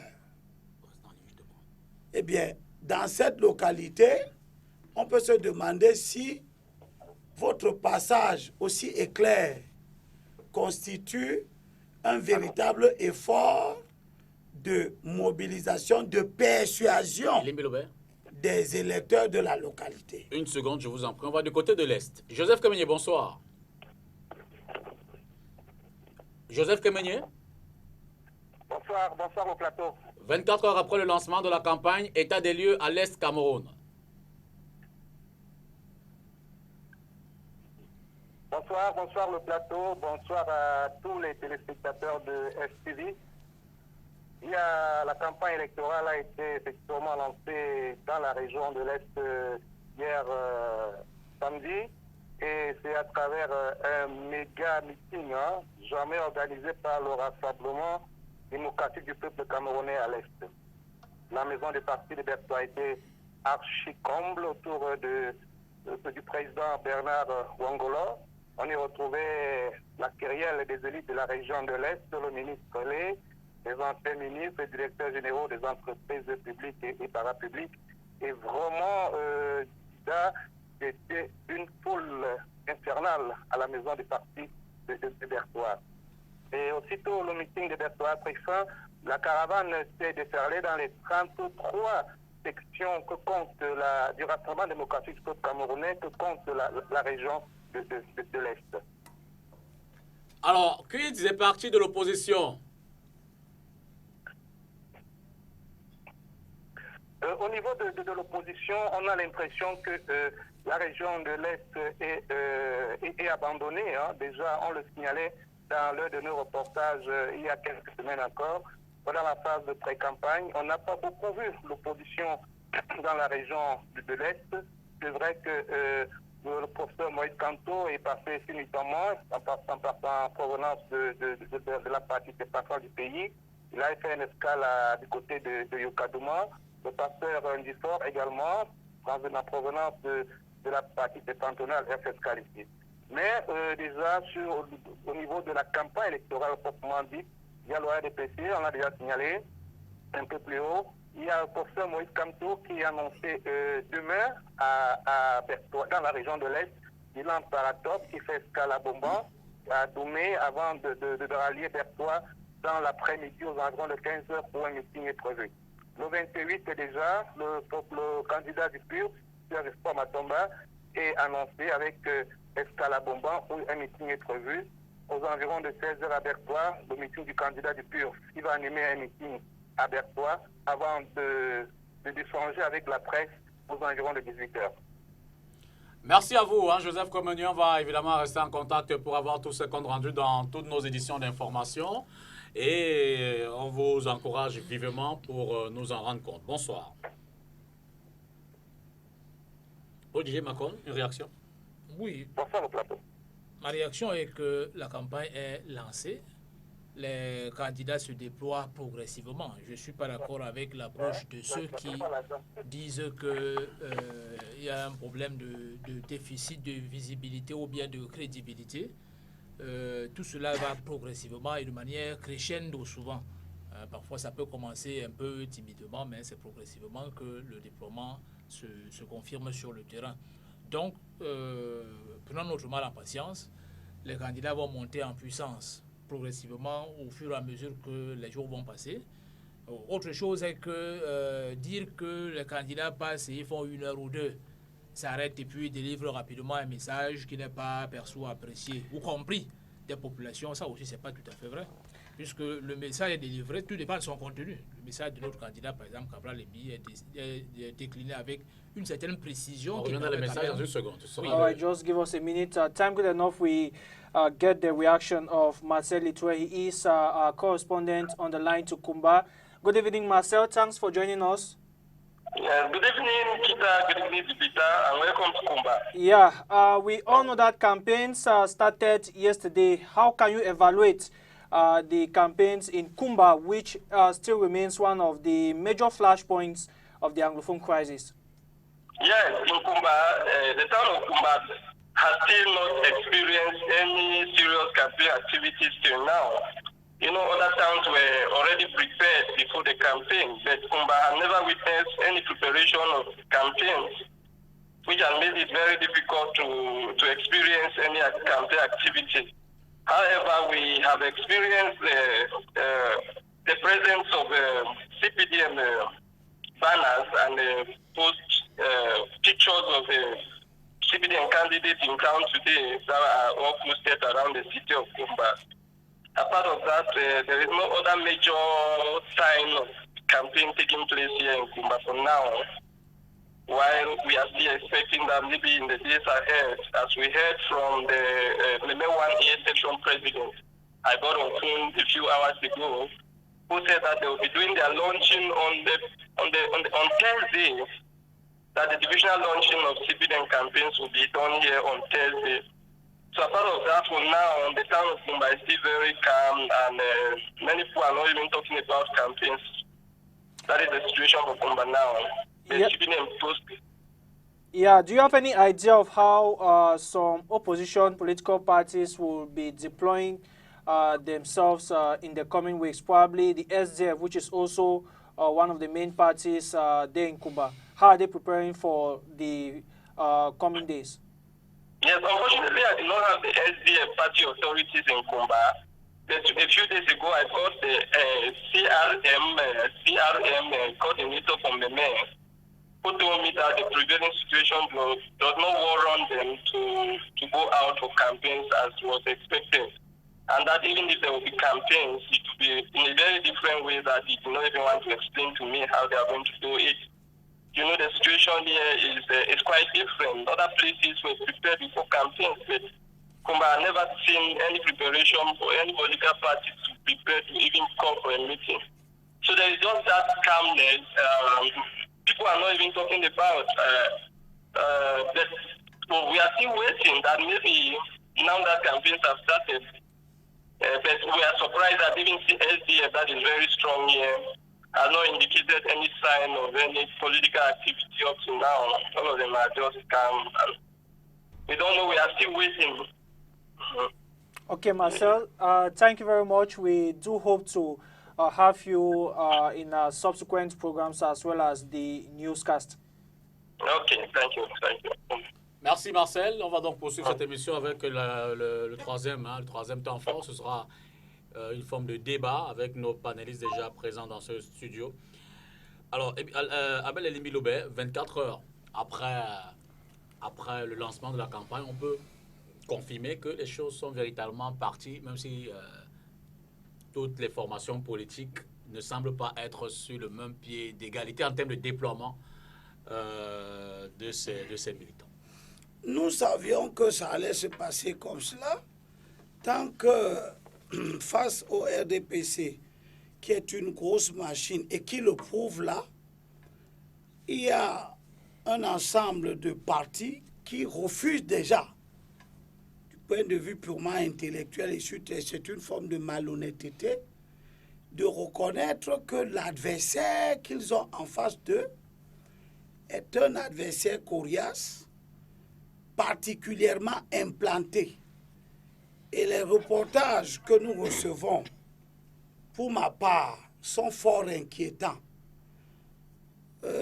Sont d'autant plus inquiétants que des gens essayent de se débattre pour démontrer que une campagne qui dure 15 jours et que nous sommes à jour J moins 13 maintenant, parce que jour J moins 14 est passé. Nous sommes à jour J moins 13. On ne voit pas de visibilité sur le terrain. On voit des gens qui viennent sur des plateaux de télévision pour expliquer que chacun a sa stratégie. Mais nous dire que chacun a sa stratégie n'a aucune importance.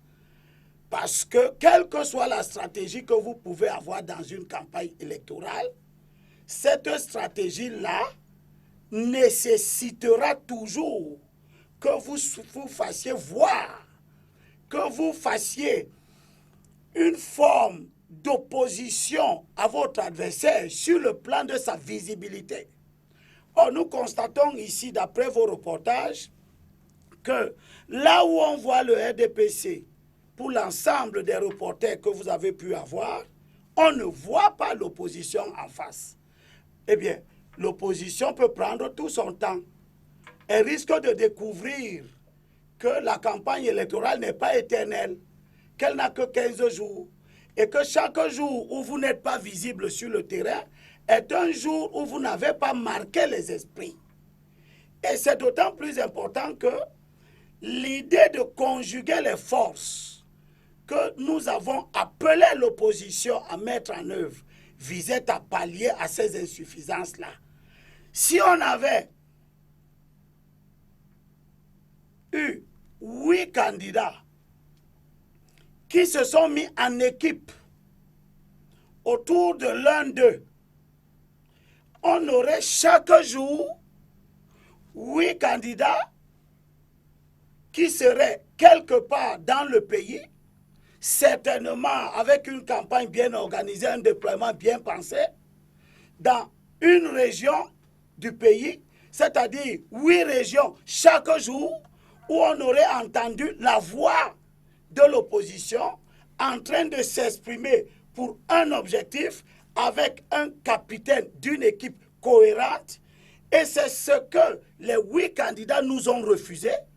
Et c'est ce que les 8 candidats ont refusé de mettre en œuvre au profit d'une stratégie dont nous savions dès le départ qu'elle ne va pas tarder à montrer ses limites. Et vous dites donc que c'est le fruit, on peut observer les résultats aujourd'hui. Paul Didier Macron? Je pense tout simplement, pour terminer, je pense tout simplement que je ne serais pas surpris. Je sais, en tant qu'acteur politique, en tant qu'élu, en tant que quelqu'un qui a déjà fait 2 campagnes électorales, en tant que quelqu'un qui est sur le terrain politique des élections 10 ans depuis, je sais très bien que je ne vais pas m'attendre à quelque chose de spécial, malgré la propagande qui veut nous faire croire que le déploiement est progressif. Oui, le déploiement... Mais je n'ai pas terminé. Vous terminez en 2 secondes. Mais je suis désolé, je l'ai encore. Vous terminez en 2 secondes. Et puis de toutes les façons, ce n'est pas contre moi que vous vous battez. Vous vous battez contre un adversaire qui est présent sur le terrain.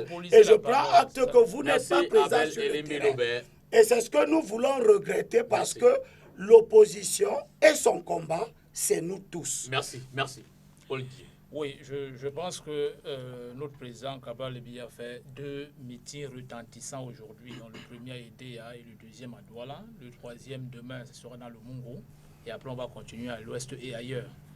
Donc, le pessimisme de mon voisin de droite Et bon, il peut l'assumer, il le défend depuis plusieurs mois, voire depuis plusieurs années.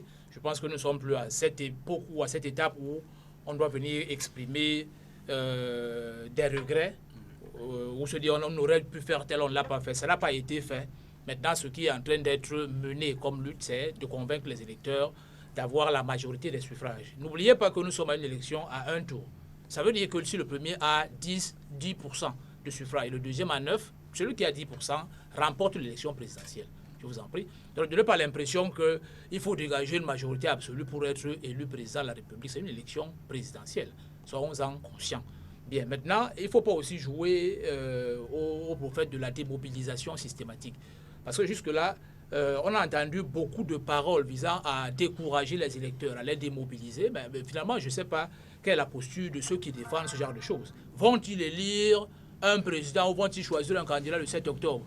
Vont-ils rester chez eux? Vont-ils s'abstenir? Ce que je veux dire. Ou vont-ils quand même se déplacer pour aller voter quelqu'un? On ne sait pas. Mais avec toute la campagne de démobilisation et de sabotage de cette affaire qui est montée depuis plusieurs mois, on se demande bien comment cela va se déterminer le jour du 7 octobre. Mais de toutes les façons, on l'a observé, vous l'avez observé dans les médias traditionnels comme dans les médias sociaux, les populations se mobilisent chacune autour de son candidat. Et vous avez très bien observé que notre candidat, il a rassemblé des dizaines de milliers de personnes partout où il est allé. Il va continuer à le faire partout où il ira.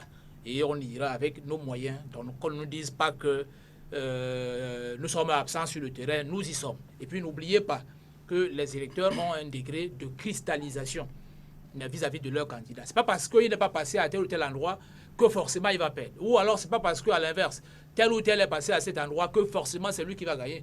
Le RDPC peut organiser 100 meetings par jour. Ce n'est pas pour autant qu'il sera voté.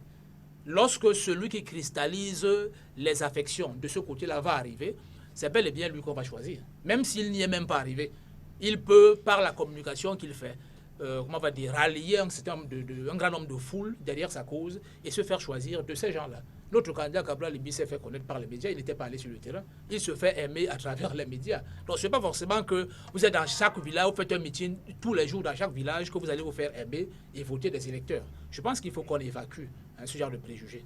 All right, Mr. Killian, what evaluation can you make of the deployment of the SDF? We saw them yesterday in the Mungo, today they're in the western parts of the country. 2 days, perhaps very limited presence, visibility on the field, especially in the southwest region in Kumba, as you heard from the correspondent. What assessment can you make of your party?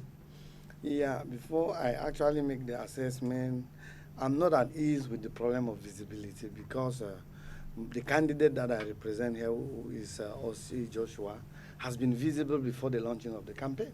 If most of the, as here the grandfather, the elder brother Elimbi Love is saying, he should understand that Joshua had been even across the borders in Cameroon. Cabral Libi, the same, has gone out of this country. The problem of visibility in this debate, I think we should be debating things now that can help us go ahead. Absolutely. And I want to say that for me, we should stop crying of things that have not been done, like the other co-panelists is saying. If you were champion for a cause, we're in democracy. When you champion for something, the head candidate didn't listen to you, they have gone the way they have gone, we should stop coming on the table and talking about, crying about coalition that did not take place. It didn't take place, Cameroon has to continue. The election has to go ahead, and we will do what we have. I would have loved our elder brother Elimbi to bring on the table his experience that he had in Social Democratic Front, or the one where he wants to go to, if he has to be an independent candidate, or like in Western democracy, you have people who don't militate. Me, I may be representing the candidate, but I'm not a militant of the Social Democratic Front. I may be a civil society activist, but I am a sympathizer of this candidate.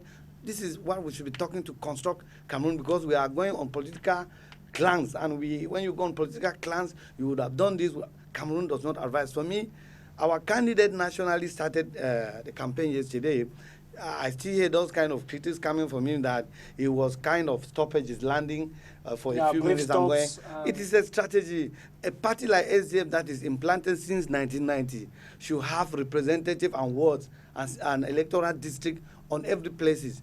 the champion, the candidate who is standing there can pass just to have a communion with the people. It doesn't mean that business as usual of a political party, they are not representative of the SDF in those localities that will continue campaign business as usual. So when we come intellectually on the table like this, I think that what we can cry is, of course, there are young parties who are just created. They might not have the deployment over the national territory, but again, they have sympathizers, they have other parties that have joined them, and as we said, progressively, you will see them visible in the field.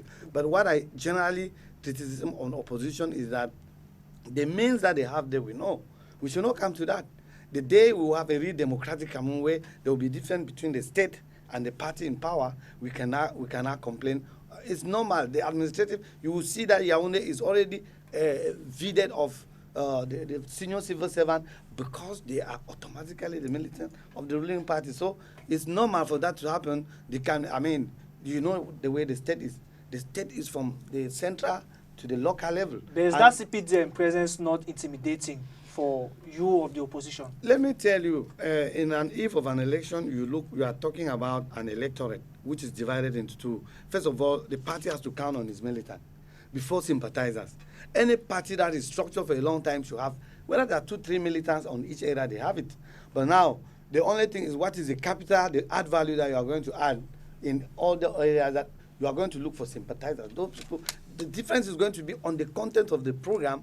And I hope that on this table we should be talking now, what are the differences on the program, than you didn't do this, or you're wearing a coat and this, it doesn't make any difference. Vous voulez réagir? Oui, je veux tout simplement dire que j'espère que tous ceux qui nous écoutent voient très bien la péremption avec le caractère péremptoire des déclarations des gens qui n'ont jamais fait des élections, qui sont très certainement à leurs très premiers engagements politiques, qui n'ont jamais souffert des échecs électoraux et qui pensent que parce qu'eux, ils viennent d'arriver dans le combat politique, eh bien, nous sommes tenus de nous comporter comme eux qui n'ont jamais connu des échecs. Mais mes chers frères, c'est maintenant que vous venez de commencer à découvrir une campagne électorale. C'est peut-être la première fois que vous risquez d'échouer à une élection. Mais les électeurs dont vous parlez, ils ont déjà échoué 15 fois. Vous les connaissez tous? Bien sûr. Il n'y a pas de nouveaux? Non, mais même s'ils sont nouveaux, on ne peut pas être figé comme ça. S'il vous plaît, vous me parlez de tranche de 20 à 30 ans. Je ne sais pas si vous connaissez combien ils sont. Moi, je vous parle des millions d'électeurs qui, depuis 1990, se battent pour obtenir le renversement de ce régime auquel vous êtes venus vous ajouter. Et malheureusement, vous ne prenez pas conscience. Je pense que je suis électeur depuis 25 ans. Je ne sais pas. C'est vous qui le dites. Je ne sais pas. C'est vous qui le dites. Moi, je ne sais pas. Non, mais on n'est pas nouveau. Je ne sais pas.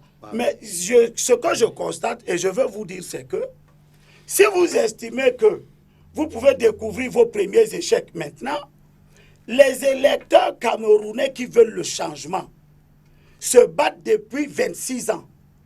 Et parce qu'ils se battent depuis 26 ans, ils sont regardants sur la façon dont on fait ces élections.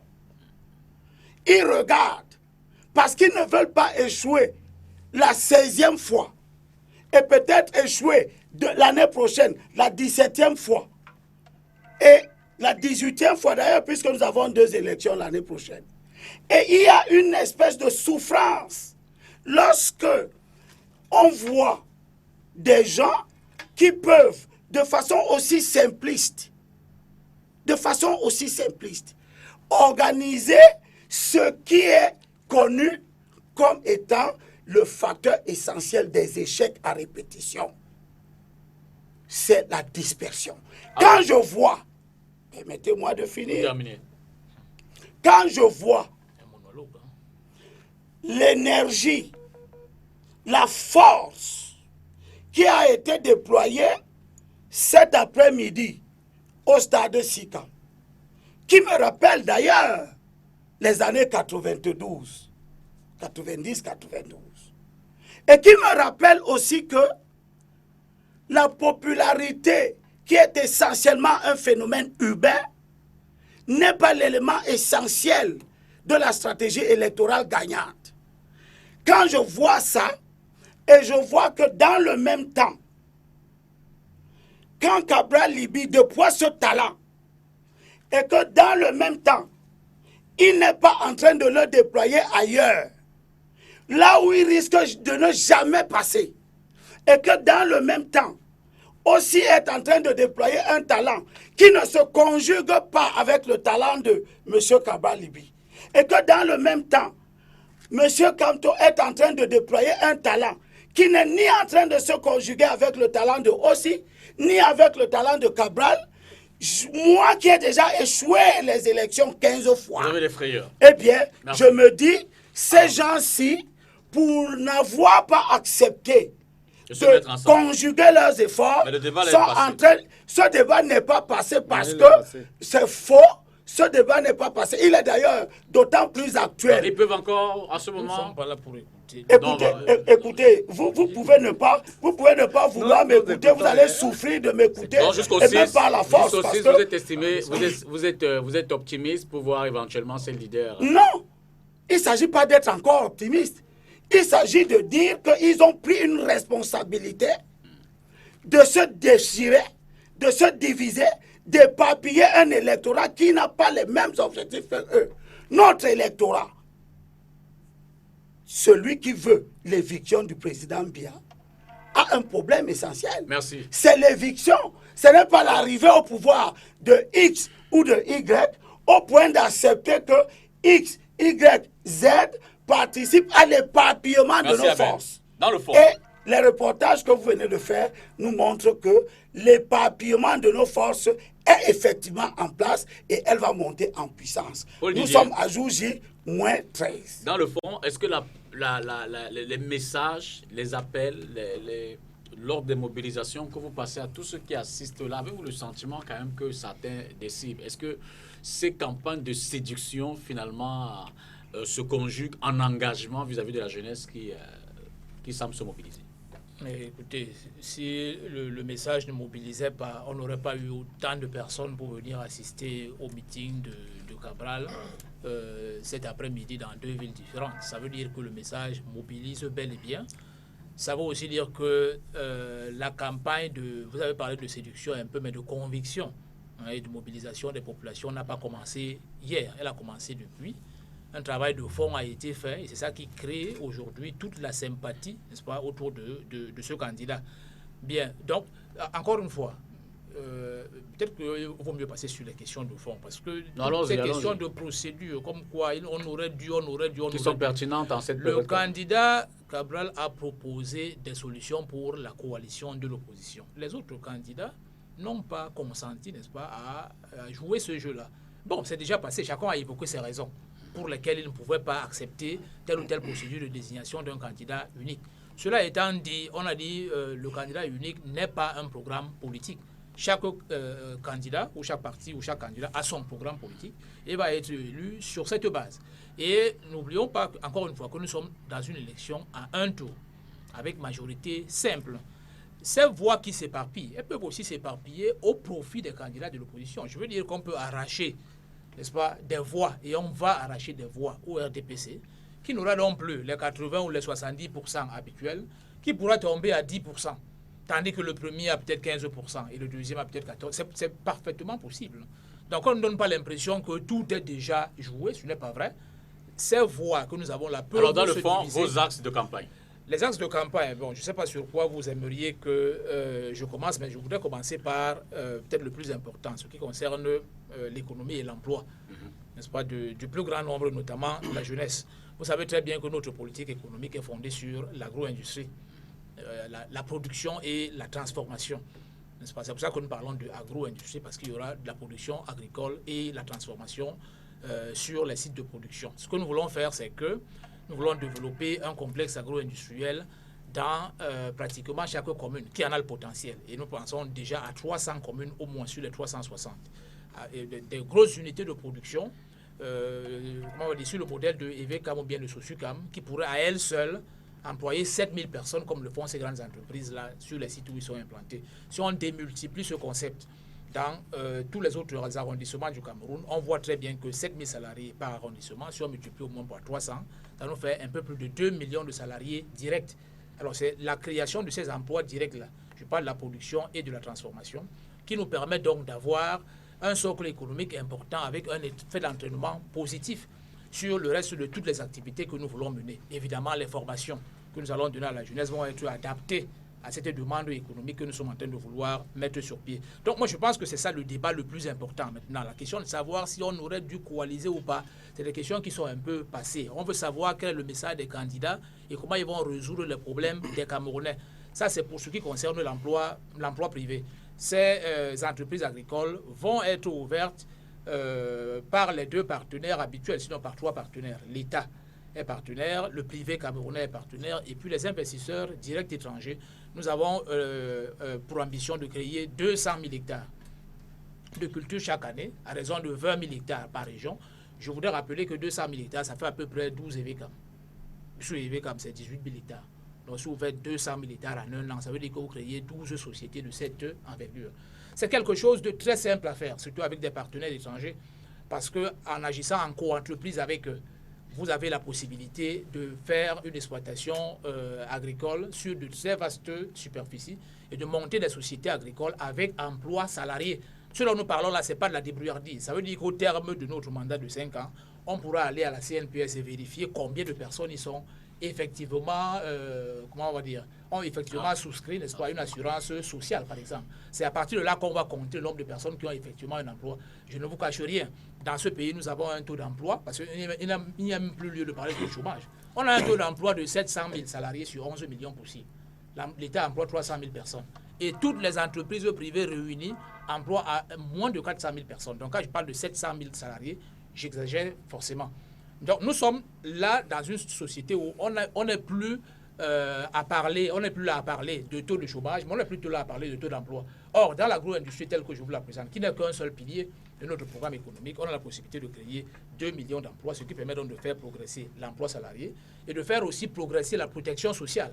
Parce qu'à partir du moment où les gens ont des emplois salariés, on prélève à la source pour leur assurer toute la sécurité sociale à laquelle ils ont droit, notamment l'assurance maladie, notamment le plan d'épargne logement, notamment la retraite.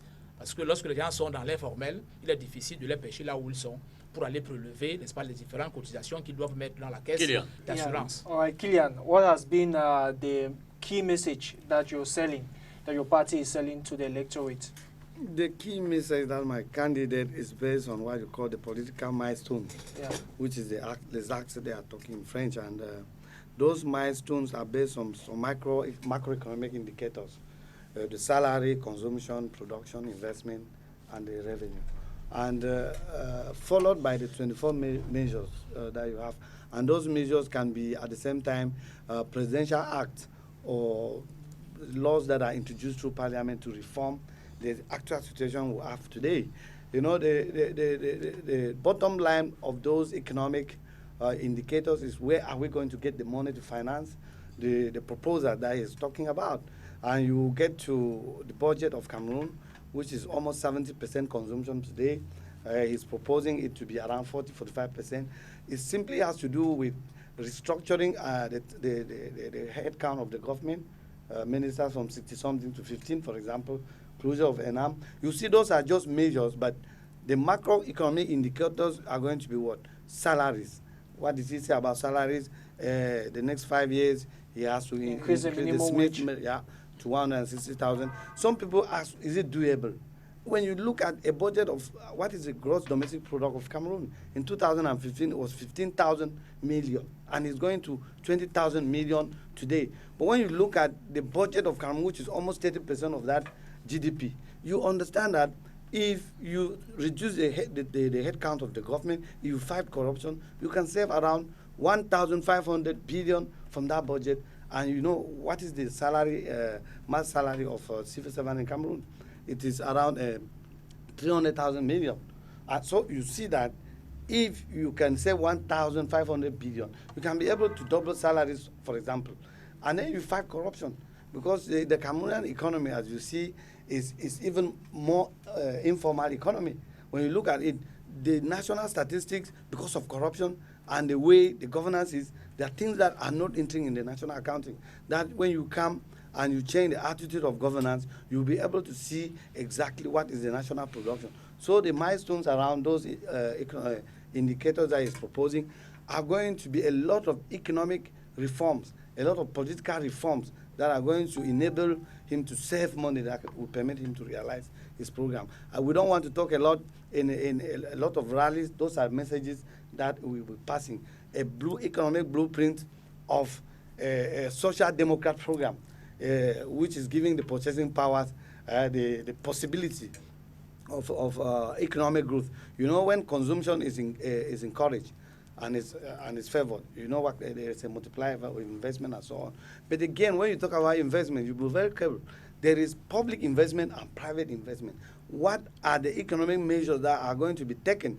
Because the Cameroonian economy is dependent on the public sector. When you look at it, the private sector, even there is interference of the state. Instead of the state being what you call a regulator, the state is interfering and taking the economy the way the politician wants. You want his program is going to allow what you call the market economy to function, the market mechanism to decide for economic growth, while the government intervenes just to regulate so that you don't have to the crash things that are happening. So, Elie Mbiloba, on peut quand même remarquer que cette campagne est marquée par des propositions assez pertinentes. Non, elles n'ont rien de spécifique.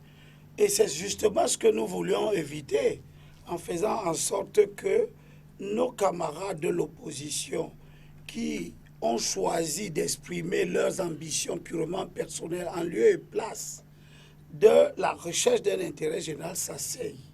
Parce que s'ils s'étaient assis pour se parler, ils se seraient convaincus mutuellement de ce qui n'est pas pertinent dans les propos de chacun d'entre eux.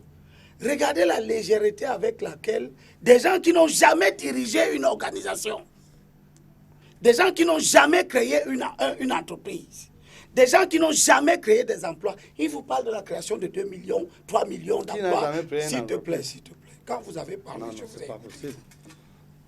Il faut quand même respecter les candidats. J'estime que vous avez déjà que certains n'ont jamais créé les entreprises. J'estime que vous avez déjà Peut-être que certains n'ont jamais créé les entreprises. J'estime que vous avez déjà eu suffisamment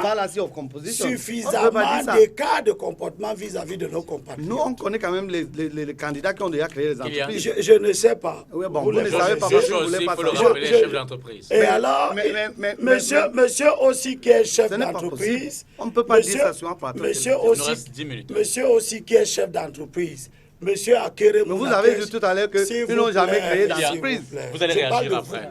Je parle de vous. Mais comment vous pouvez dire, vous me connaissez? Mais laissez-moi parler. Comment vous faites des déclarations? Laissez-moi parler. D'abord, vous allez prendre la parole après. Vous allez réagir. Si on vous donne ce pays, nous n'allons plus parler. Non, mais ok, laissez donc que je dise que les personnes sans connaître les vous avez créé des entreprises. Vous avez créé vos différents candidats. Vos différents candidats. Il faut un débat de fond. Veulent créer des emplois pour le Cameroun et c'est une bonne chose. Seulement, vos candidats ne convaincront personne. Qu'est-ce que vous croyez? De la facilité avec laquelle vous allez créer 7 millions d'emplois. Certains en 5 ans, c'est-à-dire que le mandat est de 7 ans, ils vous disent d'ailleurs qu'ils ne vont pas faire 7 ans. Je ne sais déjà pas si entre vous, vous êtes d'accord, vous, du SDF, que le programme de monsieur du parti Univers est un bon programme. Vous êtes d'accord avec lui que son programme est bon? Est-ce que ce monsieur du parti Univers, il est convaincu et il est... Ah, vous ne parlez pas entre vous. Non, vous ne parlez pas entre vous. DJ va réagir. Je termine en disant que je croyais que quand vous avez décidé d'être des candidats adversaires, quand vous vous retrouvez sur un plateau de télévision, vous allez confronter vos programmes entre vous. Merci. Je prends acte que vous êtes incapable de confronter vos programmes. Il y a des choses vous faites que nous sommes d'accord. Ah, vous êtes d'accord avec ça. Mais c'est ce que nous avons demandé. Mais c'est ce que nous avons demandé. Mais c'est ce que nous avons demandé. Que puisque vous êtes d'accord sur un certain nombre de problèmes, ou d'aspect. Merci, c'est mettez-vous ensemble et donnez-nous ce programme-là, qu'on le défende ensemble. Alors, vous nous dites non. Vous ne vous mettez pas ensemble, mais en même temps, vous n'êtes plus adversaires. Alors, on sait quoi? On vous vote ou on le vote? Elim Bilobé, il répond. Paul, allez-y.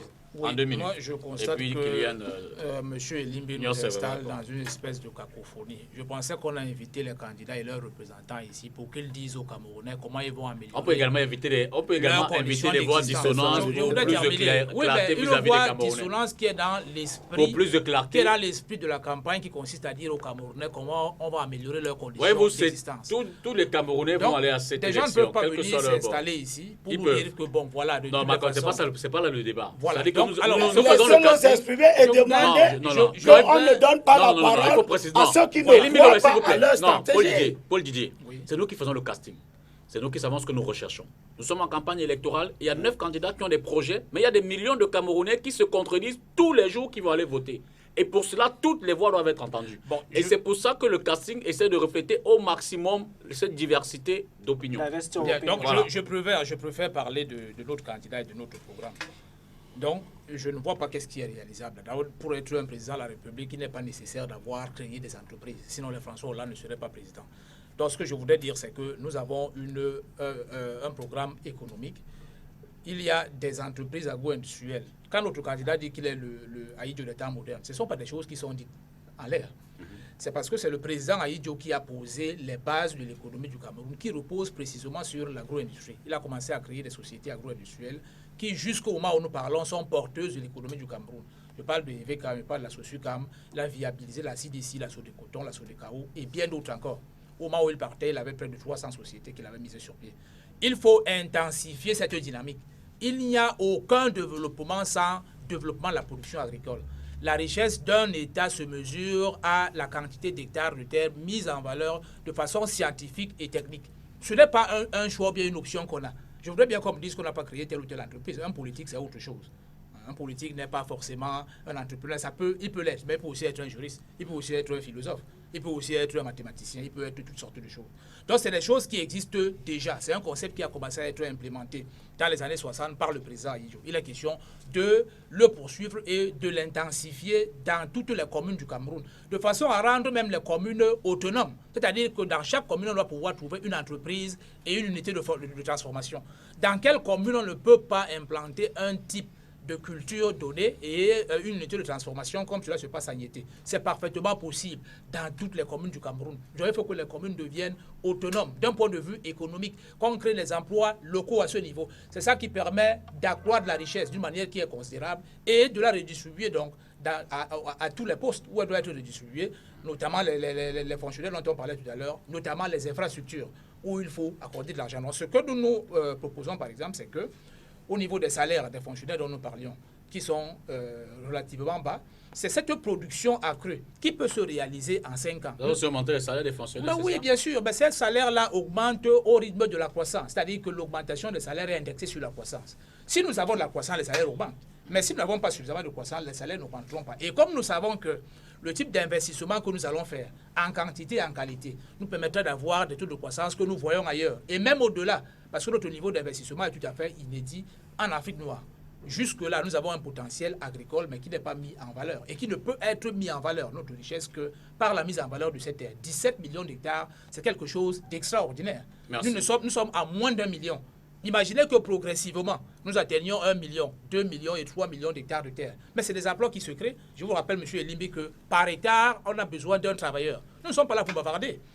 Par hectare, on a besoin d'un travailleur. Donc, chaque fois que nous mettons en valeur scientifiquement et techniquement un hectare de terre dans le cadre d'une entreprise agro-industrielle ou alors des petits producteurs, mais qui se battent avec des moyens scientifiques, on est en train de créer un emploi. Il n'y a aucune sortie pour réagir. Donc, on ne dise pas que c'est impossible. Tout cela est parfaitement possible. Et je voudrais réitérer ici qu'il n'y a aucun moyen de procéder autrement. C'est la source de la richesse qui va donc être transformée et redistribuée ailleurs. Merci, Paul. Oui, moi, je veux un peu parler en français parce que mon grand frère Elimbi Lobé, franchement, il faut qu'il ait du respect pour nous. Quand je le vois dire qu'il a échoué beaucoup de fois, il se met en Camerounais, il nous met à côté. Il ne connaît pas mon âge aujourd'hui. J'ai été un électeur depuis longtemps. Et j'ai aussi échoué comme lui. Il ne faut pas qu'ils viennent dire, ou les gens qui nous suivent, que les autres là n'ont pas créé des entreprises, encore moins qu'ils ne me connaissent pas. C'est là où je trouve que c'est la magie. On ne peut pas se voir le même jour et vous me connaissez, vous dites des choses. Moins que vous connaissez, moins les candidats. Parce que j'entends là, vous disiez que non, ils n'ont jamais créé des entreprises, alors que nous savons que parmi eux, il y a certains qui ont créé des entreprises. Il faut commencer la communication par faire une différence. J'arrête là-bas, je ne veux plus continuer. Je voulais dire que, en ce qui concerne le candidat que je soutiens, sur le mot de la fin. Oui, il a un profil complet du secteur privé et public. Vous savez bien, il a créé une entreprise de masse. Je ne parle pas d'une entreprise d'élite, parce qu'on peut avoir des cabinets, des consultants, c'est des entreprises d'élite. Et puis après, il a un record sur le secteur public. Il devient député, il a d'abord milité dans un parti politique. C'est ça. En plus de ça, vous voyez donc ce que je venais de dire, que les actes politiques, ces axes politiques sont quoi? C'est les salaires, ça, c'est les indicateurs macroéconomiques, c'est la consommation, la production, l'investissement privé. Et à l'intérieur de ça, les 24 points qu'il met, ça sera un peu des actes politiques et même des projets de loi qui seront proposés pour réaliser son programme politique. Merci. All right, thank you very much, Mr. Kilian Nyesevi, as well as Elimbi Lobe and Paul Didier Macon. We thank you very much for being with us. And to you, our televiewers, we also thank you for being with us on this edition of Destination A Today. Special thanks go to our correspondents of the night, Marcel Itouer, Afal Amadou, Joseph Kemouni, as well as Flor Kenye in Bafoussam. We ask you to take the rendezvous tomorrow with another candidate as well as another team for the debate. From us here is good night, Peter. Il faut également préciser que nos émissions vont monter en puissance. Dès demain, 8h, 8h26, vous aurez le journal qui sera consacré autour de la campagne électorale. L'agenda des différents candidats ce sera présenté dès la matinale. Et puis 13h, 14h, Henry Wana va également faire un plateau spécial autour de cette campagne. Dès 20h, Peter Associé, moi et d'autres invités seront encore là pour Destination Étoudi. Bonsoir et à demain.